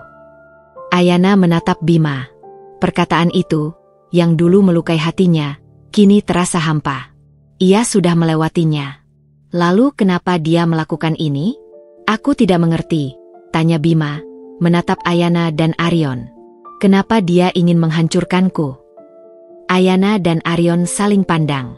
Mereka tahu ada sesuatu yang lebih dalam dari sekadar penipuan. Arion sudah melacak beberapa informasi tentang masa lalu Luna. Informasi itu cukup mengejutkan. Bima, sepertinya Luna punya motif tersembunyi. Ini bukan sekadar penipuan. Ini adalah balas dendam, kata Arion, suaranya serius. Bima mendongak, bingung. Balas dendam apa? Arion mengambil sebuah tablet dan menunjukkan beberapa foto dan data kepada Bima. Ayahmu, almarhum Pak Arjuna, pernah berseteru dengan seorang pengusaha bernama Arga Baskara. Mereka adalah rival bisnis yang sangat sengit. Ayahmu berhasil membuat perusahaan Arga hancur. Perusahaan itu akhirnya bangkrut, dan Arga meninggal beberapa tahun kemudian, karena stres dan sakit. Bima menatap Arion, tidak mengerti hubungannya. Lalu apa hubungannya dengan Luna? Arion menggeser layar tabletnya, menampilkan sebuah foto lama. Foto itu adalah potret keluarga. Di sana, ada Arga Baskara, istrinya, dan seorang anak perempuan kecil. Anak perempuan itu adalah Luna. Jantung Bima berdegup kencang. Ia menatap foto itu, lalu menatap Arion, lalu kembali ke foto. Tidak mungkin. Ya, Bima. Luna adalah putri Arga Baskara. Dia datang untuk membalas dendam. Dia ingin menghancurkanmu, sama seperti ayahmu menghancurkan ayahnya, jelas Arion. Bima terkejut. Tubuhnya bergetar. Ia dikhianati oleh wanita yang ia cintai. Wanita yang ia berikan segalanya, yang ia pilih di atas Ayana, ternyata adalah anak dari musuh ayahnya. Semua kebaikan, semua perhatian Luna, semuanya adalah sandiwara. Bima terduduk lemas di sofa. Air matanya kembali tumpah. Ini adalah pukulan yang jauh lebih telak dari sekadar pinjaman fiktif. Ini adalah kenyataan pahit yang menghancurkan semua kepercayaannya. Ayana menatap Bima, yang kini tidak lebih dari pria yang rapuh. Ia tidak lagi merasa dendam. Yang ada hanya rasa iba. Ia akhirnya mengerti, Bima tidak memilih Luna karena Luna lebih baik darinya. Bima hanya menjadi korban manipulasi. Sekarang, apa yang akan kau lakukan, Bima? Tanya Ayana, suaranya lembut. Bima menatap Ayana. Aku akan melaporkannya ke polisi. Aku akan ceritakan semuanya. Ayana mengangguk. Itu langkah yang tepat. Kami akan membantumu. Kami akan berikan semua bukti yang kami punya. Bima menatap Arion, lalu menatap Ayana. Ia melihat dua orang yang seharusnya ia jauhi, kini justru membantunya. Kenapa kalian membantuku? Kami tidak membantumu, Bima, jawab Ayana, tatapannya tulus. Kami membantu kebenaran. Kami ingin melihat keadilan ditegakkan. Ayana tahu, ini adalah akhir dari babak kehancuran. Dan ini adalah awal dari babak baru. Babak di mana kebenaran akan terungkap. Dan Ayana akan membuktikan bahwa ia tidak hanya bisa bangkit dari kehancuran, tapi juga bisa memberikan keadilan bagi orang yang telah menyakitinya. Dan Bima, yang kini menyadari kesalahannya, akan menyaksikan sendiri bagaimana Ayana, wanita yang ia buang, berhasil kembali menjadi sosok yang jauh lebih mulia dari sekadar balas dendam. Pagi itu, Bima tiba di kantor polisi. Ia berjalan dengan langkah gontai, membawa tumpukan dokumen tebal berisi bukti-bukti yang diberikan Ayana dan Arion. Di hadapan seorang perwira polisi, Bima mulai menceritakan semua yang ia alami. Kisah pengkhianatan, penipuan, dan dendam masa lalu. Ia menceritakan bagaimana Luna, wanita yang ia cintai, ternyata adalah putri dari rival bisnis almarhum ayahnya. Polisi itu mendengarkan dengan seksama. Jadi, Anda mengatakan wanita bernama Luna ini adalah penipu yang menyusup ke perusahaan Anda untuk membalas dendam atas kehancuran perusahaan ayahnya? Tanya perwira itu. Ya, Pak. Semua bukti ada di sini, jawab Bima, menunjuk dokumen di mejanya. Dia mengambil semua uang pinjaman yang saya ajukan. Dia membawa kabur semuanya. Setelah Bima selesai memberikan keterangan, polisi itu menatapnya dengan tatapan penuh simpati, tetapi juga sedikit heran. Pak Bima, saya mengerti posisi Anda. Namun, ini kasus penipuan yang sangat terorganisir. Kami akan selidiki lebih lanjut. Tapi, ini tidak akan mudah. Ayana, yang menunggu di luar bersama Arion, melihat Bima keluar dari kantor polisi. Wajahnya terlihat lebih lega, seolah beban berat telah terangkat dari pundaknya. Bima menghampiri mereka.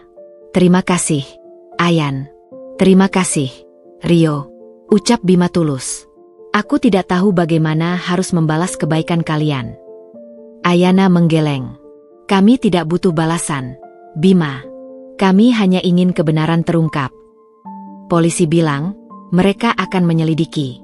Tapi mereka ragu akan berhasil menangkap Luna, kata Bima. Nada suaranya kembali dipenuhi kecemasan. Jangan khawatir, Bima. Aku punya cara lain untuk menemukannya, kata Arion. Matanya menyiratkan tekad kuat. Arion kemudian menceritakan rencana yang ia susun bersama timnya. Ia akan melacak jejak digital Luna secara lebih mendalam. Tidak hanya transaksi bank, tetapi juga aktivitas media sosialnya, surel, bahkan riwayat perjalanannya. Mereka akan mencari tahu di mana Luna bersembunyi. Sementara itu, Ayana kembali fokus pada manisan hati. Setelah insiden sabotase dan fitnah, penjualan mereka memang menurun. Namun, Ayana tidak menyerah. Ia mulai memanfaatkan media sosialnya sendiri. Ia membuat video singkat yang menceritakan perjalanannya, dari membangun bisnis dengan Bima hingga dikhianati dan memulai kembali dari nol. Ia tidak menyebut nama Bima atau Luna. Ia hanya berbicara tentang perjuangan, kerja keras, dan kebangkitan. Video itu menjadi viral. Banyak orang terharu dan bersimpati.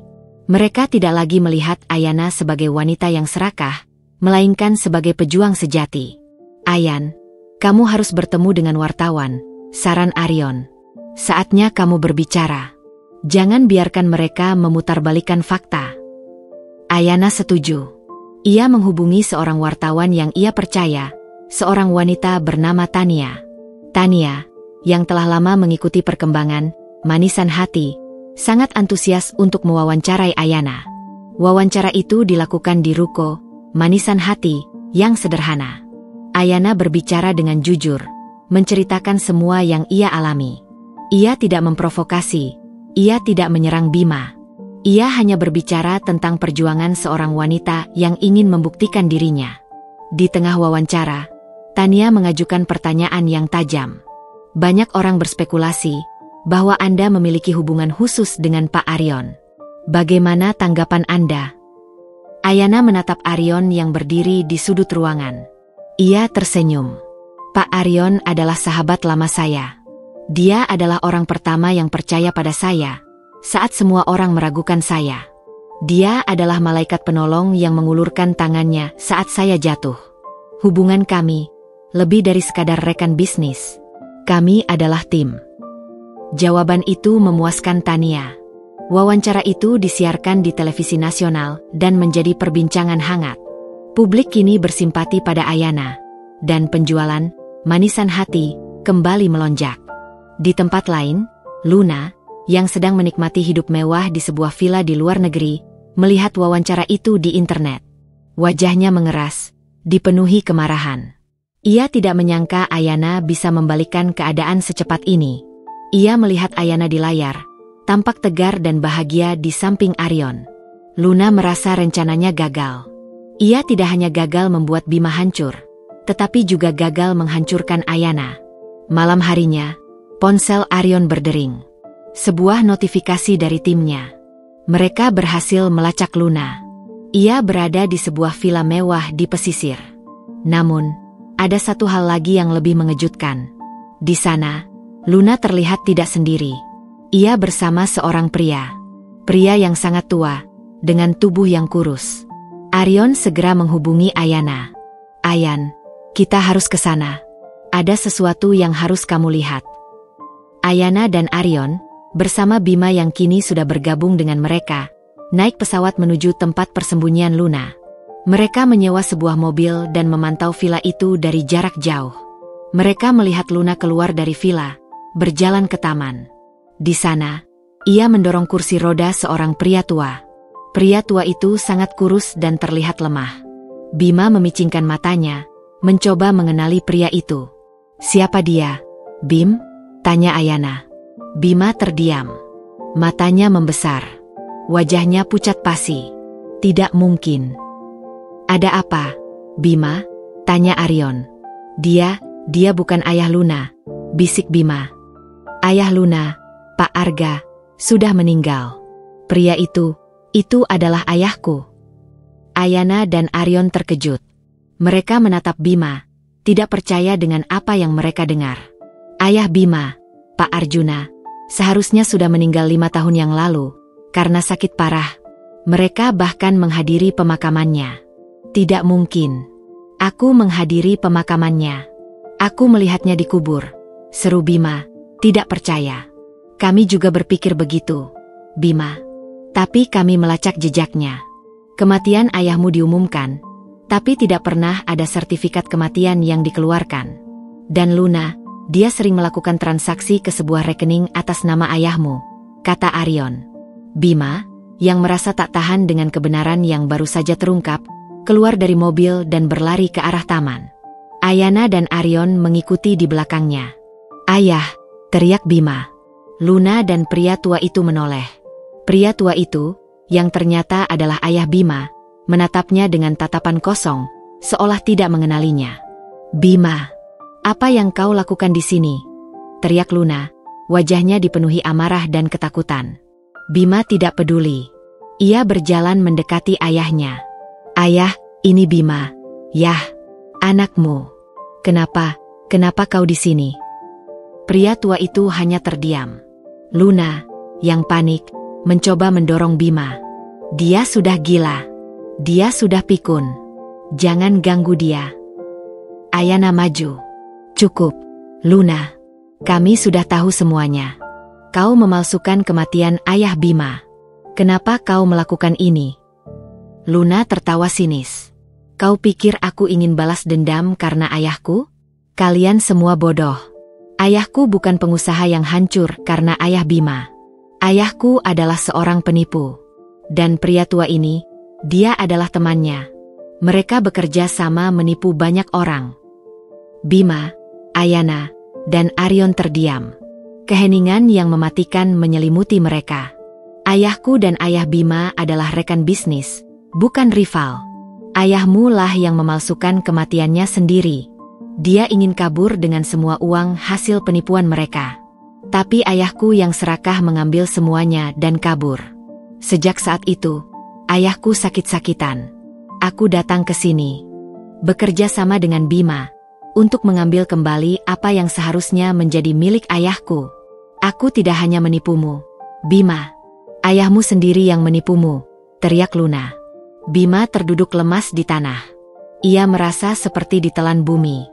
Ayah yang ia banggakan, yang ia jadikan panutan, ternyata seorang penipu.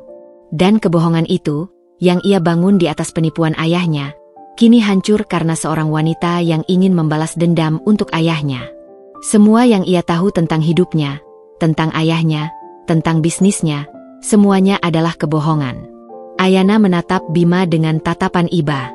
Ia tahu, Bima baru saja mengalami kehancuran yang jauh lebih besar dari sekadar ditinggal istri dan kehilangan uang. Ia kehilangan semua kepercayaannya pada orang yang paling ia cintai. Dan di sanalah, di tengah kehancuran itu, ia sadar, Ayana lah satu-satunya orang yang masih tersisa, orang yang masih peduli pada kebenarannya.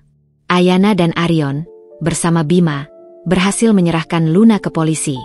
Ayah Bima, yang ternyata masih hidup, dirawat di rumah sakit. Setelah itu, Ayana kembali ke Indonesia dengan hati yang lebih tenang. Ia tidak hanya berhasil mengungkap kebenaran, tetapi ia juga berhasil membebaskan Bima dari cengkeraman kebohongan yang telah ia percayai seumur hidupnya. Dan di sana, ia sadar, ia tidak butuh balas dendam lagi. Ia sudah menang.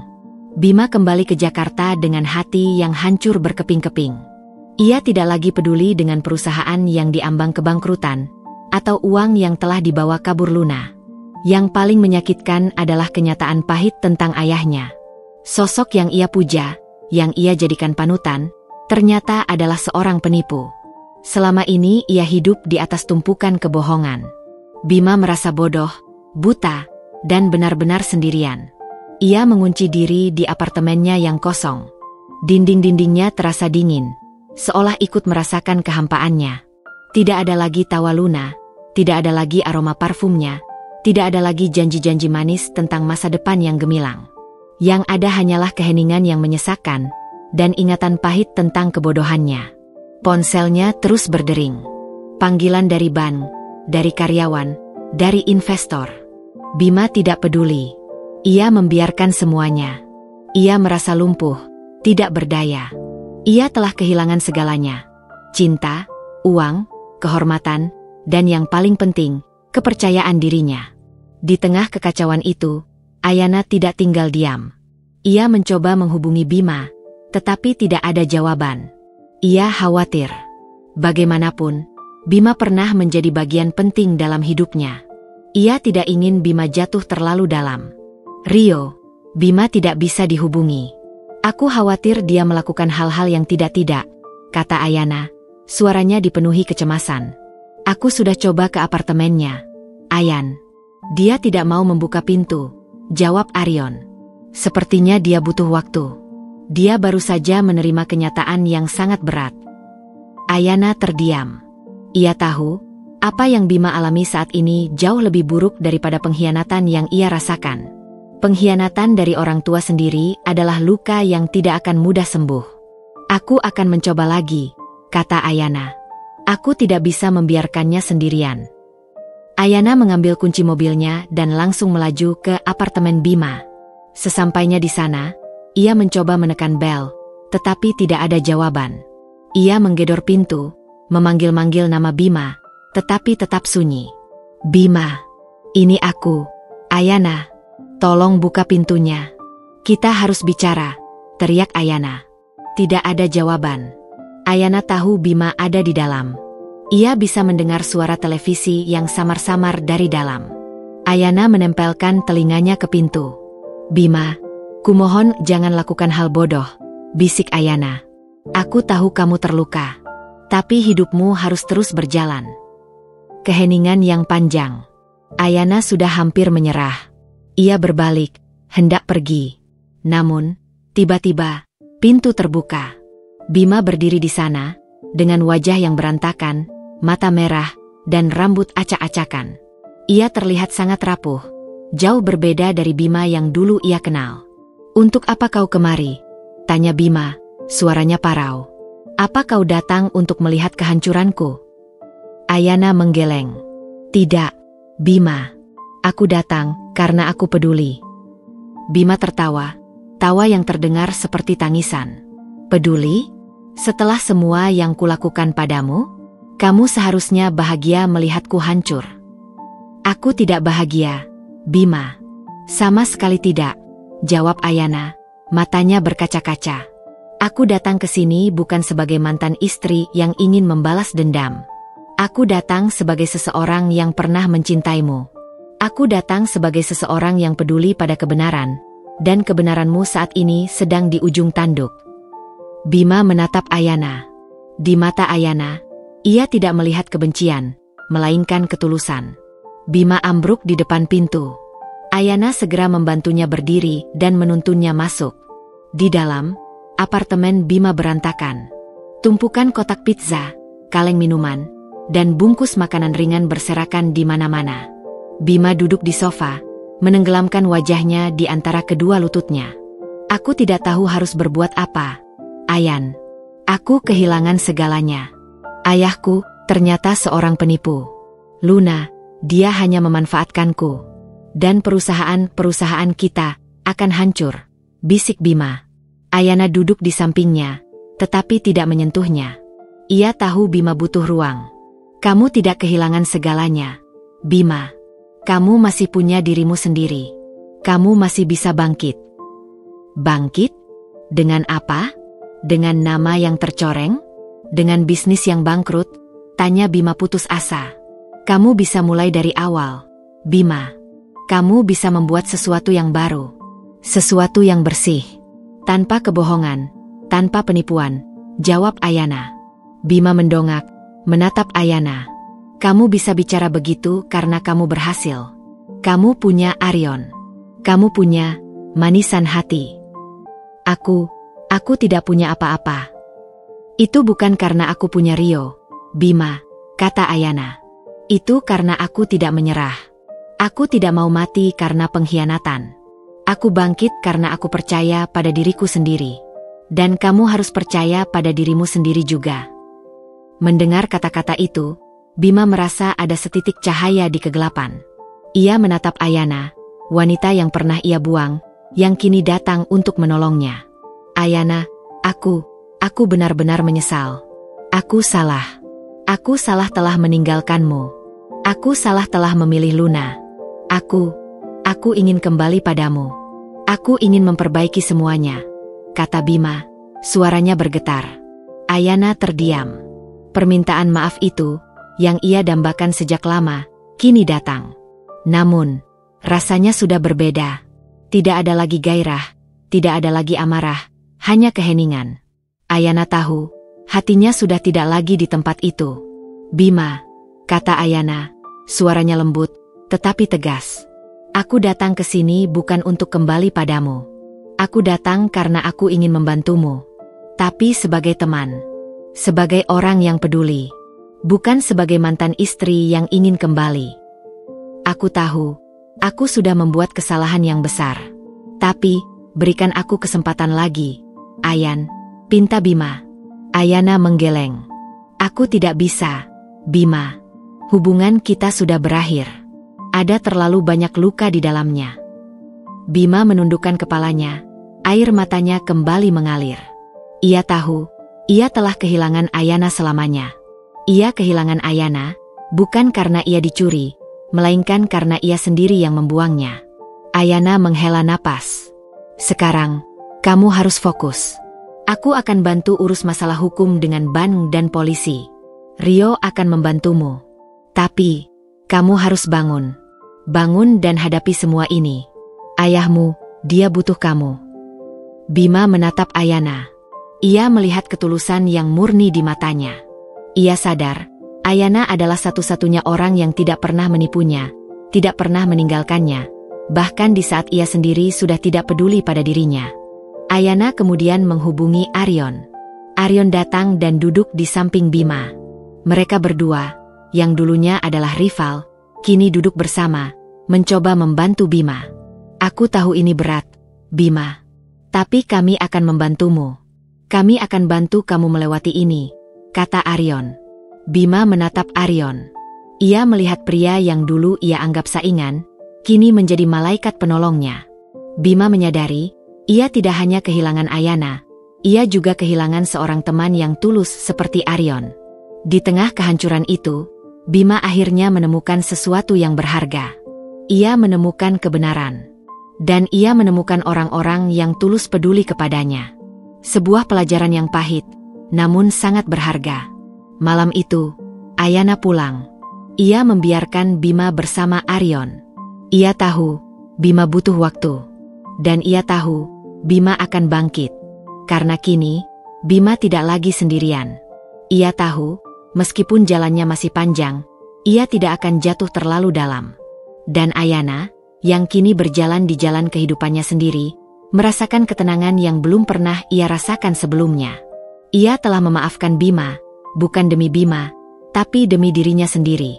Setelah beberapa hari merenung, Bima memutuskan untuk bertindak. Ia tidak bisa terus-menerus terpuruk. Ayana benar, ia harus menghadapi kenyataan. Ia harus membersihkan namanya dan nama ayahnya, seburuk apapun kebenaran itu.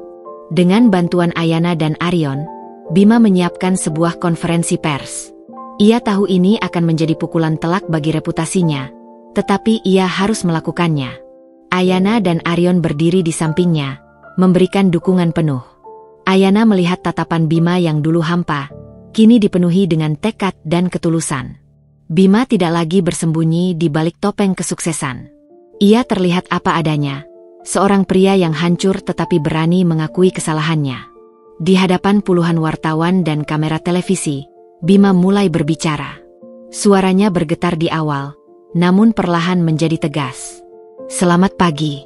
Saya Bima Arjuna, dan saya berada di sini untuk mengklarifikasi semua rumor yang beredar di luar sana. Saya tidak akan berbohong.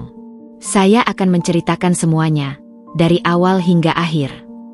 Ia menceritakan bagaimana ia mengkhianati Ayana, bagaimana ia tergoda oleh Luna, dan bagaimana ia memberikan jabatan penting kepada wanita itu. Ia mengaku bahwa ia terlalu buta oleh ambisi dan terlalu percaya pada janji-janji palsu Luna. Saya mengizinkan Luna mengambil pinjaman besar atas nama perusahaan. Luna meyakinkan saya bahwa ini adalah investasi yang akan melipat gandakan kekayaan kami. Saya tidak menyadari, saya telah menjadi korban penipuan, kata Bima, suaranya dipenuhi penyesalan. Para wartawan mulai berbisik-bisik. Bima menatap ke arah Ayana, lalu melanjutkan. Bantuan datang dari orang yang saya sakiti. Ayana, mantan istri saya, dengan bantuan sahabatnya, Arion, berhasil mengungkap kebenaran. Mereka menemukan bahwa Luna bukanlah pacar yang tulus, melainkan seorang penipu yang sengaja masuk ke dalam hidup saya untuk menghancurkan saya dan perusahaan saya. Jeda sejenak. Sorotan kamera kini beralih ke Ayana dan Arion. Mereka menemukan bahwa Luna adalah putri dari rekan bisnis ayah saya. Ayah saya dan ayah Luna adalah rekan bisnis, bukan rival seperti yang saya kira. Mereka berdua melakukan penipuan. Ayah saya memalsukan kematiannya sendiri dan kabur dengan uang hasil penipuan mereka. Luna, yang merasa ayahnya dikhianati, datang untuk membalas dendam dengan cara menipu saya, jelas Bima. Sontak, seluruh ruangan hening. Para wartawan tercengang. Ini adalah berita yang jauh lebih besar dari sekadar skandal perceraian. Ini adalah plot twist yang tidak terduga, melibatkan penipuan, pengkhianatan, dan dendam masa lalu. Bima menarik napas dalam-dalam. Ayah saya tidak meninggal karena sakit, beliau masih hidup. Saat ini, beliau sedang dalam pengawasan medis. Luna telah ditangkap oleh pihak berwajib atas kasus penipuan dan penggelapan uang perusahaan. Ini adalah kesalahan terbesar dalam hidup saya, kata Bima, matanya berkaca-kaca. Saya meminta maaf kepada Ayana, kepada semua karyawan saya, dan kepada semua orang yang telah saya kecewakan. Saya berjanji, saya akan bertanggung jawab atas semua ini. Ia menatap Ayana. Ayana adalah orang yang paling berhak atas semua ini, tetapi ia memilih untuk membersihkan nama saya, bahkan setelah saya mengkhianatinya. Saya berterima kasih. Setelah konferensi pers selesai, Bima, Ayana, dan Arion langsung dikerumuni oleh para wartawan. Bu Ayana, bagaimana perasaan Anda sekarang? Apakah Anda tidak merasa dendam setelah apa yang Pak Bima lakukan? Tanya seorang wartawan wanita. Ayana tersenyum, senyum yang tulus. Saya tidak punya ruang untuk dendam di hati saya. Saya hanya ingin kebenaran terungkap. Kebenaran adalah hal yang paling penting bagi saya. Pak Arion, apakah Anda berencana untuk mengambil alih perusahaan Pak Bima yang sedang terpuruk? Tanya wartawan lain. Saya tidak pernah punya niat untuk itu, jawab Arion tegas. Saya hanya membantu teman saya. Perusahaan Pak Bima adalah miliknya, dan saya percaya ia akan bangkit kembali. Wawancara itu menjadi viral. Masyarakat yang semula menghakimi Ayana dan Bima, kini bersimpati. Mereka memuji keberanian Bima dalam mengakui kesalahannya, dan mereka memuji kebesaran hati Ayana yang mau memaafkan dan membantu mantan suaminya. Lihat, Ayan, kata Arion, menunjukkan ponselnya. Penjualan, Manisan Hati, melonjak drastis. Kamu berhasil. Ayana tersenyum. Ini bukan hanya tentang penjualan. Ini tentang kemenangan. Ia tidak hanya berhasil membuktikan dirinya, tetapi ia juga berhasil membalikan semua fitnah yang dilontarkan Luna. Sore harinya, Bima datang ke ruko Manisan Hati. Ia melihat Ayana yang tengah sibuk melayani pembeli. Bima tidak lagi datang dengan setelan mahal. Ia datang dengan pakaian santai, terlihat jauh lebih sederhana dan manusiawi. Kamu datang lagi, Bim? Sapa Ayana, terkejut. Aku hanya ingin melihatmu. Melihatmu berhasil, jawab Bima. Aku dengar, Manisan Hati sangat terkenal sekarang. Terima kasih, Bim, kata Ayana. Semua berkat kamu. Bima menatap Ayana, matanya dipenuhi rasa bersalah. Berkat aku? Aku yang menghancurkanmu. Ayan, kenapa kamu begitu baik padaku? Ayana menghela napas. Aku tidak baik, Bima. Aku hanya ingin kebenaran terungkap. Aku tidak ingin kamu terus hidup di dalam kebohongan. Bima terdiam. Ia menatap ke dalam ruko, melihat tawa para pembeli, dan mencium aroma manis dari camilan buatan Ayana. Semuanya terasa begitu sederhana, begitu murni, dan begitu jauh dari kehidupan rumit yang ia jalani. Ia teringat masa-masa dulu, saat mereka berdua membangun bisnis ini dengan keringat dan air mata. Ayan, aku tahu ini tidak mudah, kata Bima. Tapi, apakah ada kesempatan? Apakah kita bisa kembali seperti dulu? Aku akan perbaiki semuanya. Aku akan bertanggung jawab penuh. Ayana menatap Bima. Tatapan Bima kini terlihat tulus, penuh penyesalan. Namun, hati Ayana sudah tidak lagi bergetar. Maaf, Bima. Aku tidak bisa, jawab Ayana. Kenapa? Ayan? Aku sudah berubah. Aku sudah sadar. Aku tahu Luna adalah kesalahan terbesar dalam hidupku. Aku akan lakukan apapun untuk mendapatkanmu kembali. Mohon Bima. Aku tahu, Bima. Tapi hubungan kita sudah selesai. Aku tidak lagi mencintai Bima yang dulu. Dan Bima yang baru, yang sedang aku lihat sekarang, dia adalah orang yang harus menemukan jalannya sendiri. Aku tidak bisa menemanimu di jalan itu. Bima terdiam. Ia tahu, permintaan maafnya datang terlambat. Ayana sudah menemukan jalannya sendiri, dan jalannya tidak lagi bersamanya. Ia melihat cincin di jari manis Ayana, cincin yang ia berikan saat ulang tahun pernikahan mereka. Ayana melepasnya. Aku akan kembalikan cincin ini, Bima. Ini adalah bagian dari masa lalu yang harus kita tinggalkan. Aku harap kamu bisa menemukan kebahagiaanmu sendiri, kata Ayana. Bima mengambil cincin itu, air matanya menetes. Ia menatap Ayana, lalu menundukkan kepalanya. Ia tahu, ia telah kehilangan Ayana, bukan karena ia dicuri, tetapi karena ia sendiri yang membuangnya. Dan kini, ia harus menghadapi konsekuensinya sendirian. Bima berjalan menjauh, meninggalkan ruko Ayana. Ia berjalan menuju masa depannya, yang kini masih buram. Tetapi di hatinya, ia tahu ia harus bangkit. Bukan untuk Ayana, tetapi untuk dirinya sendiri. Ayana, yang kini berdiri di depan rukonya, merasakan kedamaian. Ia tidak lagi memiliki dendam. Ia tidak lagi memiliki rasa benci. Ia hanya memiliki rasa syukur. Syukur karena ia telah melewati semua badai itu, dan ia berhasil bangkit menjadi seseorang yang jauh lebih baik. Setelah konferensi pers yang menghebohkan, kehidupan Ayana terasa jauh lebih tenang. Ia tak lagi dihantui dendam dan amarah. Hatinya kini dipenuhi kedamaian. Bisnisnya, Manisan Hati, semakin berkembang pesat. Pesanan datang dari mana-mana, dan ia bahkan harus merekrut lebih banyak karyawan. Ayana seringkali duduk di ruko miliknya, tersenyum melihat kesibukan yang ia ciptakan dari nol. Ia tidak hanya membangun bisnis, ia membangun kembali dirinya sendiri. Arion, tentu saja, adalah bagian tak terpisahkan dari semua ini. Ia selalu berada di sisi Ayana, sebagai rekan kerja, teman, dan sosok yang selalu mendukungnya. Hubungan mereka kian erat, tumbuh dari sebuah persekutuan bisnis menjadi sesuatu yang lebih dalam. Mereka sering menghabiskan waktu bersama, tidak hanya membicarakan pekerjaan, tetapi juga hal-hal pribadi. Arion adalah sandaran Ayana, tempat ia bisa berbagi tawa dan keluh kesah. Suatu sore, saat mereka sedang memeriksa laporan keuangan di kafe langganan, Arion menatap Ayana dengan tatapan yang berbeda. Ada keraguan, tapi juga ketulusan di matanya. "Ayan, aku ingin menanyakan sesuatu," kata Arion, suaranya pelan.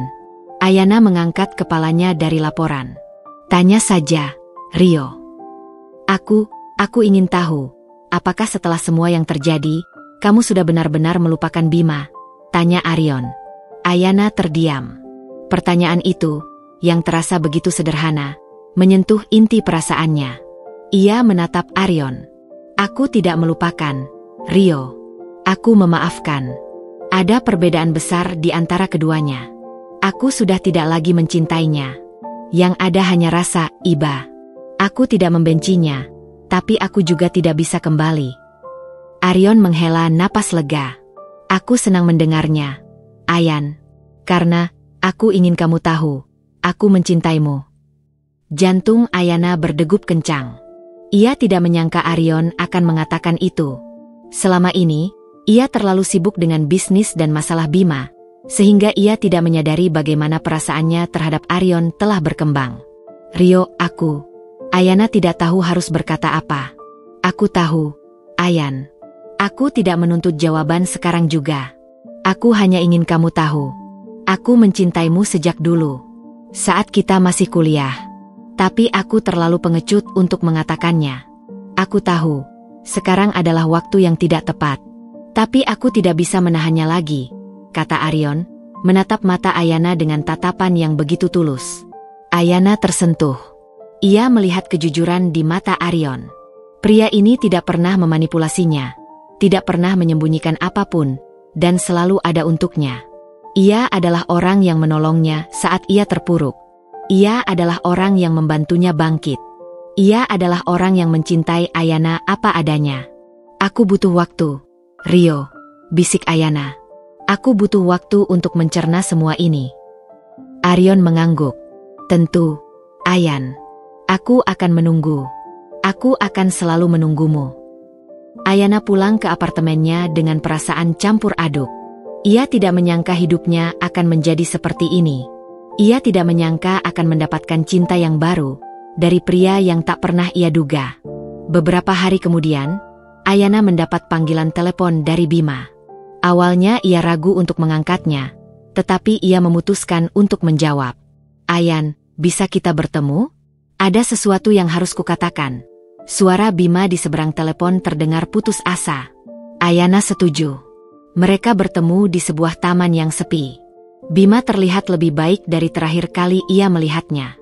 Ia berpakaian rapi, rambutnya tertata, tetapi sorot matanya masih menyimpan kesedihan. "Terima kasih sudah mau menemuiku, Ayan," kata Bima, suaranya pelan. "Aku ingin memberitahumu, aku sudah menjual sebagian besar saham perusahaan. Aku sudah membayar semua utangku ke bank. Aku berjanji akan membayar semua kerugian yang aku sebabkan pada karyawan dan investor." Ayana mengangguk. Ia senang Bima akhirnya mengambil langkah. "Dan aku akan memulai dari awal. Dari bawah lagi. Aku akan kembali ke akarku, seperti yang kau lakukan," lanjut Bima. "Tapi, sebelum itu, aku ingin mengulang pertanyaan yang pernah kuajukan. Ayan, apakah kamu mau kembali padaku? Aku tahu ini gila, tapi aku tidak bisa hidup tanpamu. Aku tahu sekarang, kamu adalah satu-satunya yang bisa membuatku bahagia." Ayana terdiam. Ia menatap Bima, yang kini berlutut di hadapannya. Pria yang dulu ia cintai, yang dulu menghancurkan hatinya, kini memohon-mohon. Ini adalah pilihan tersulit dalam hidupnya. Haruskah ia memaafkan Bima dan kembali ke masa lalu? Atau haruskah ia memilih jalan baru dengan Arion, pria yang tulus mencintainya? "Bima, berdiri," kata Ayana, suaranya lembut. "Jangan lakukan ini." Bima tetap berlutut. "Aku tidak akan berdiri sampai kamu memberiku jawaban, Ayan. Aku tahu, aku telah membuat kesalahan terbesar dalam hidupku. Tapi aku sungguh-sungguh menyesal. Aku akan perbaiki semuanya. Aku akan memberikan hidupku untukmu. Aku akan menjadi Bima yang baru. Ayana menghela napas. Bima, aku hargai penyesalanmu. Aku hargai usahamu. Tapi, aku tidak bisa. Hubungan kita sudah berakhir. Kenapa? Ayan? Kenapa? Apakah karena Arion? Apakah kamu mencintainya? Tanya Bima. Suaranya dipenuhi kecemburuan dan keputusasaan. Ini bukan tentang Arion, Bima. Ini tentang aku. Aku sudah bukan Ayana yang dulu. Aku sudah melewati banyak hal. Aku sudah belajar banyak. Aku tidak bisa kembali ke masa lalu. Aku tidak bisa kembali pada orang yang mengkhianatiku, yang menghancurkan semua kepercayaanku. Dan aku tidak bisa kembali pada orang yang membuatku merasa tidak berharga. Jawab Ayana, air matanya menetes. Bima terdiam. Ia menatap Ayana. Di mata Ayana, ia melihat luka yang begitu dalam, luka yang ia sendiri sebabkan. Ia menyadari, penyesalan tidak bisa mengobati luka.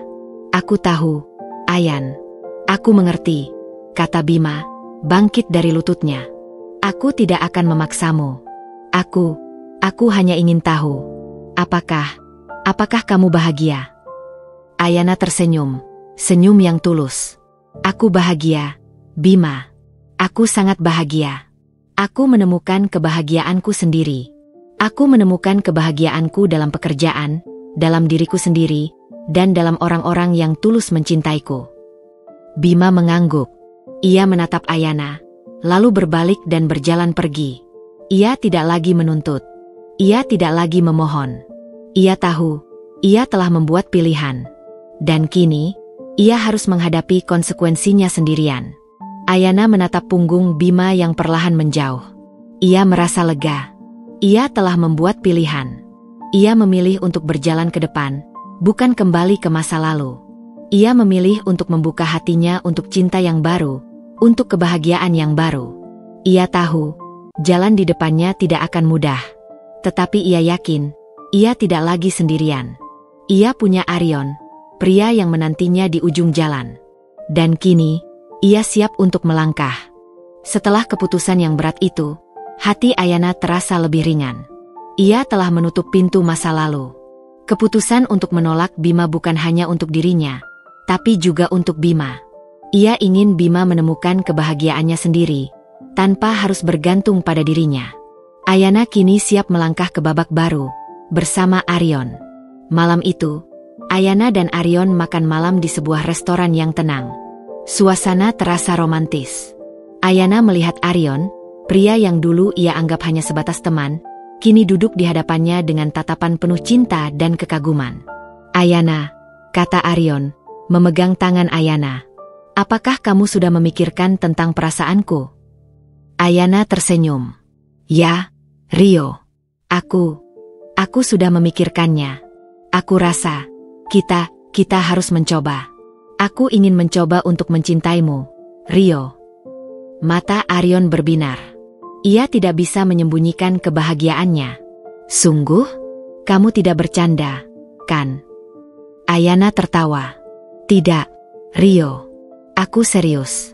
Setelah semua yang terjadi, aku menyadari bahwa kamu adalah orang yang paling peduli padaku, orang yang paling tulus mencintaiku. Aku ingin mencoba untuk membangun masa depan bersamamu. Arion bangkit dari kursinya, berjalan mendekati Ayana, lalu memeluknya erat. Terima kasih, Ayana. Kamu tidak akan menyesal. Aku janji, aku akan membuatmu bahagia. Pelukan itu terasa hangat, menenangkan, dan penuh janji. Ayana merasa aman. Ia tahu, di pelukan Arion, ia telah menemukan rumahnya yang baru. Setelah beberapa bulan berpacaran, Ayana dan Arion memutuskan untuk serius. Mereka berencana untuk menikah. Langkah pertama adalah memperkenalkan satu sama lain kepada keluarga mereka. Ayana sangat khawatir. Ia tahu, masa lalunya dengan Bima pasti akan menjadi pertanyaan besar bagi keluarga Arion. Ia takut jika ia tidak diterima. Jangan khawatir, Ayan, kata Arion, menggenggam tangan Ayana saat mereka dalam perjalanan ke rumah orang tuanya. Orang tuaku sangat berpikiran terbuka. Mereka akan mencintaimu. Sesampainya di rumah Aryon, Ayana disambut dengan hangat oleh kedua orang tua Aryon, Pak Prasetyo dan Bu Sandra. Mereka adalah pasangan yang ramah dan penuh kasih. Ayana merasa langsung diterima. "Jadi, ini Ayana yang sering diceritakan Aryon?" tanya Bu Sandra, memeluk Ayana. "Akhirnya kami bisa bertemu langsung. Aryon selalu bercerita bagaimana kamu sangat tangguh dan cerdas." Percakapan berjalan lancar. Ayana menceritakan tentang manisan hati, tentang perjuangannya membangun bisnis dari nol, dan tentang mimpinya. Pak Prasetyo dan Bu Sandra mendengarkan dengan penuh perhatian. Hingga akhirnya, Bu Sandra bertanya tentang Bima. Ayana menelan ludah. Ia melirik Aryon, yang memberinya senyum penuh dukungan. Ayana kemudian menceritakan semuanya, dari awal hingga akhir, tentang pengkhianatan Bima, tentang Luna, dan tentang kebenaran yang akhirnya terungkap. Ia tidak mencoba menutupi apapun. Ia menceritakan semuanya dengan jujur, termasuk rasa sakit yang ia alami. Bu Sandra mendengarkan dengan mata berkaca-kaca. "Ayana, kamu benar-benar wanita yang luar biasa," kata Bu Sandra, memegang tangan Ayana. "Kamu tidak hanya bisa memaafkan, tapi kamu juga bisa membantu orang yang telah menyakitimu. Kamu memiliki hati yang mulia. Kami sangat senang Aryon memilihmu, Ayana," tambah Pak Prasetyo. "Aryon adalah putra kami. Kami tidak pernah melihatnya sebahagia ini sejak dia kembali ke Indonesia. Terima kasih sudah membuat anak kami bahagia." Mendengar restu itu, hati Ayana merasa lega. Kekhawatirannya sirna. Ia tahu, ia telah menemukan keluarga baru yang tulus mencintainya. Setelah pertemuan dengan keluarga Aryon, Ayana mengajak Aryon bertemu dengan ibunya. Ayana adalah anak tunggal, dan ibunya adalah satu-satunya keluarga yang ia miliki. Ibunya, seorang wanita sederhana dan bijaksana, menyambut Aryon dengan hangat. Ayana menceritakan semua hal tentang Aryon. Tentang bagaimana Aryon menolongnya, tentang bagaimana Aryon selalu ada di sisinya. Ibunya mendengarkan dengan tersenyum. "Ibu sudah tahu, Ayan," kata ibunya, sambil menatap Aryon. "Ibu tahu, dia adalah pria yang baik. Ibu tidak pernah melihatmu sebahagia ini, bahkan saat kamu bersama Bima dulu." Ibunya menoleh ke arah Aryon. "Aryon, saya percayakan Ayana kepada kamu. Dia adalah satu-satunya anak saya. Dia adalah harta yang paling berharga bagi saya. Tolong jaga dia. Buat dia bahagia." Aryon mengangguk mantap. "Saya janji, Tante. Saya akan jaga Ayana. Saya akan jadikan dia wanita paling bahagia di dunia." Ayana melihat tatapan ibunya yang penuh restu. Ia merasa sangat bahagia. Ia telah menemukan cinta yang baru, dan cinta itu telah mendapatkan restu dari orang-orang yang paling ia sayangi. Ia tahu, ini bukan hanya tentang Ayana dan Aryon. Ini adalah tentang keluarga yang akan mereka bangun, keluarga yang akan dipenuhi dengan cinta dan kejujuran. Setelah pertemuan itu, Ayana dan Aryon mulai sibuk mempersiapkan pernikahan mereka. Mereka tidak ingin mengadakan pesta besar-besaran.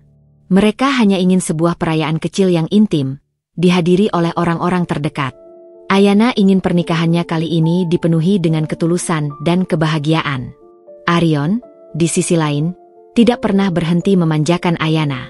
Ia sering datang ke ruko Ayana, membantu membungkus camilan, atau hanya sekadar duduk dan menemani Ayana. "Aku tidak menyangka, dulu aku membantumu karena ingin melihatmu kembali tersenyum. Sekarang, aku hanya ingin melihatmu tersenyum setiap hari," kata Aryon suatu sore. Ayana tersenyum, matanya berkaca-kaca. Ia melihat Bima yang dulu. Bima selalu sibuk, selalu mengejar ambisi. Bima tidak pernah punya waktu untuk sekadar duduk dan menemaninya. Bima selalu melihat Ayana sebagai partner bisnis, bukan sebagai wanita yang ia cintai. Dan kini, ia melihat Aryon. Aryon tidak hanya melihatnya sebagai partner bisnis, tetapi juga sebagai wanita yang ia cintai. Aryon tidak hanya peduli pada kesuksesan, tetapi juga pada kebahagiaan. "Terima kasih, Rio," bisik Ayana. "Terima kasih sudah datang ke dalam hidupku." Ayana tahu, ia telah membuat pilihan yang benar. Ia tidak kembali ke masa lalu. Ia memilih untuk berjalan ke depan, menuju masa depan yang cerah, bersama pria yang tulus mencintainya. Dan di sanalah ia sadar, cinta sejati bukanlah tentang kesempurnaan, tetapi tentang ketulusan dan penerimaan. Dan ia telah menemukannya pada diri Arion. Hari itu, langit Jakarta terasa begitu cerah, seolah ikut merayakan kebahagiaan Ayana. Pagi-pagi sekali, kesibukan sudah terasa di apartemennya. Ibunya, dengan senyum tak henti-hentinya, membantu Ayana mengenakan gaun pengantin sederhana berwarna putih gading. Gaun itu tidak mewah, tapi sangat anggun, mencerminkan kepribadian Ayana yang kini jauh lebih tenang dan dewasa. Di balik gaun itu, Ayana merasa seperti terlahir kembali. Ia bukan lagi Ayana yang hancur, yang dibuang, melainkan Ayana yang bangkit, yang dicintai, dan yang akan memulai babak baru dalam hidupnya. "Kamu cantik sekali, nak," bisik ibunya, matanya berkaca-kaca. Ibu tidak pernah membayangkan hari ini akan datang. Melihatmu bahagia, itu sudah lebih dari cukup bagi ibu. Ayana memeluk ibunya erat. "Terima kasih, Bu. Terima kasih sudah selalu ada untukku." Tepat pukul 11 siang. Ayana tiba di sebuah kapel kecil yang Arion pilihkan. Kapel itu dikelilingi taman dengan bunga-bunga bermekaran, memberikan suasana damai dan sakral. Di sana, Arion sudah menunggunya di altar. Ia mengenakan setelan jas yang pas di tubuhnya, wajahnya dipenuhi senyum. Ketika mata mereka bertemu, Ayana tahu ia telah membuat pilihan yang benar. Arion menatap Ayana, dan Ayana melihatnya tidak hanya sebagai wanita yang akan ia nikahi, tapi juga sebagai pejuang sejati, yang telah melewati badai dan kini berdiri di hadapannya dengan penuh kemenangan. Cinta di mata Arion begitu tulus, begitu murni, jauh dari ambisi yang dulu ia lihat di mata Bima. Acara pernikahan berlangsung intim dan hikmat, hanya dihadiri oleh keluarga dekat dan teman-teman terdekat. Tidak ada kemewahan, tidak ada sorotan media, hanya ada cinta dan restu yang melingkupi mereka. Setelah mengucapkan janji suci, Ayana dan Arion saling bertukar cincin. Cincin yang Arion sematkan di jari Ayana adalah simbol cinta yang baru, simbol kebahagiaan yang dibangun di atas fondasi kejujuran dan kepercayaan. Di barisan belakang, duduklah Bima. Ia datang sendiri, mengenakan kemeja putih sederhana, tampak berbeda dari Bima yang dulu. Ia melihat semuanya, dari jauh. Ia melihat Ayana berjalan di altar, melihat Ayana tersenyum bahagia, dan melihat Arion menatap Ayana dengan penuh cinta. Hatinya terasa perih, namun bukan karena dendam, melainkan karena penyesalan. Ia tahu, ia telah membuang permata yang sangat berharga. Ia dulu memiliki Ayana, memiliki cinta yang tulus, dan memiliki seorang partner yang akan selalu ada untuknya. Namun, ia menyia-nyiakannya demi ambisi dan kebohongan. Bima tidak lagi merasa marah, tidak lagi merasa benci. Ia hanya merasa hampa. Mata Bima bertemu dengan Ayana. Ayana tersenyum. Bukan senyum kemenangan, melainkan senyum kebahagiaan. Di senyum itu, Bima melihat bahwa Ayana telah memaafkannya. Ayana sudah tidak lagi menyimpan dendam. Ayana telah menemukan kedamaian, dan Bima merasa lega. Ia tidak akan pernah bisa mendapatkan Ayana kembali, tapi ia bahagia karena Ayana bisa menemukan kebahagiaannya. Setelah janji suci selesai, Ayana dan Arion berjalan keluar dari kapel. Mereka berdua berjalan di atas kelopak bunga yang ditaburkan para tamu. Di luar, ada sebuah mobil tua berwarna hitam yang Bima gunakan untuk datang. Bima berdiri di samping mobil itu, menatap Ayana dan Arion dari jauh. Ayana menoleh ke arah Bima. Ia melihat mata Bima yang berkaca-kaca, dipenuhi penyesalan. Ayana berjalan mendekati Bima. Arion menghentikan langkahnya, membiarkan Ayana. Ia tahu, Ayana butuh momen ini untuk benar-benar mengakhiri babak masa lalunya. "Selamat, Ayan," bisik Bima, suaranya serak. Kamu terlihat sangat bahagia." "Terima kasih, Bima," jawab Ayana, suaranya lembut. "Aku berharap kamu juga bisa menemukan kebahagiaanmu sendiri." "Aku tahu, aku sudah membuat kesalahan yang tidak bisa dimaafkan," kata Bima. "Tapi, apakah kamu tahu, melihatmu bahagia seperti ini, entah mengapa, aku merasa sedikit tenang. Setidaknya, aku tahu kamu tidak hancur karena kesalahanku." Ayana tersenyum. "Aku tidak hancur, Bima. Aku bangkit. Dan kamu juga bisa, Bima. Kamu harus bangkit." Bima mengangguk. Ia tahu, Ayana telah menutup pintu masa lalunya. Ia tahu, tidak ada lagi jalan untuknya kembali. Namun, di sanalah, di hari pernikahan Ayana, Bima akhirnya menemukan kekuatan. Kekuatan untuk menghadapi kenyataan, untuk memulai dari awal, dan untuk mencari kebahagiaannya sendiri. Bima berbalik, memasuki mobilnya, dan pergi. Ia tidak tahu kemana ia akan pergi. Tapi ia tahu, ia tidak lagi memiliki rasa dendam. Ia hanya memiliki rasa syukur.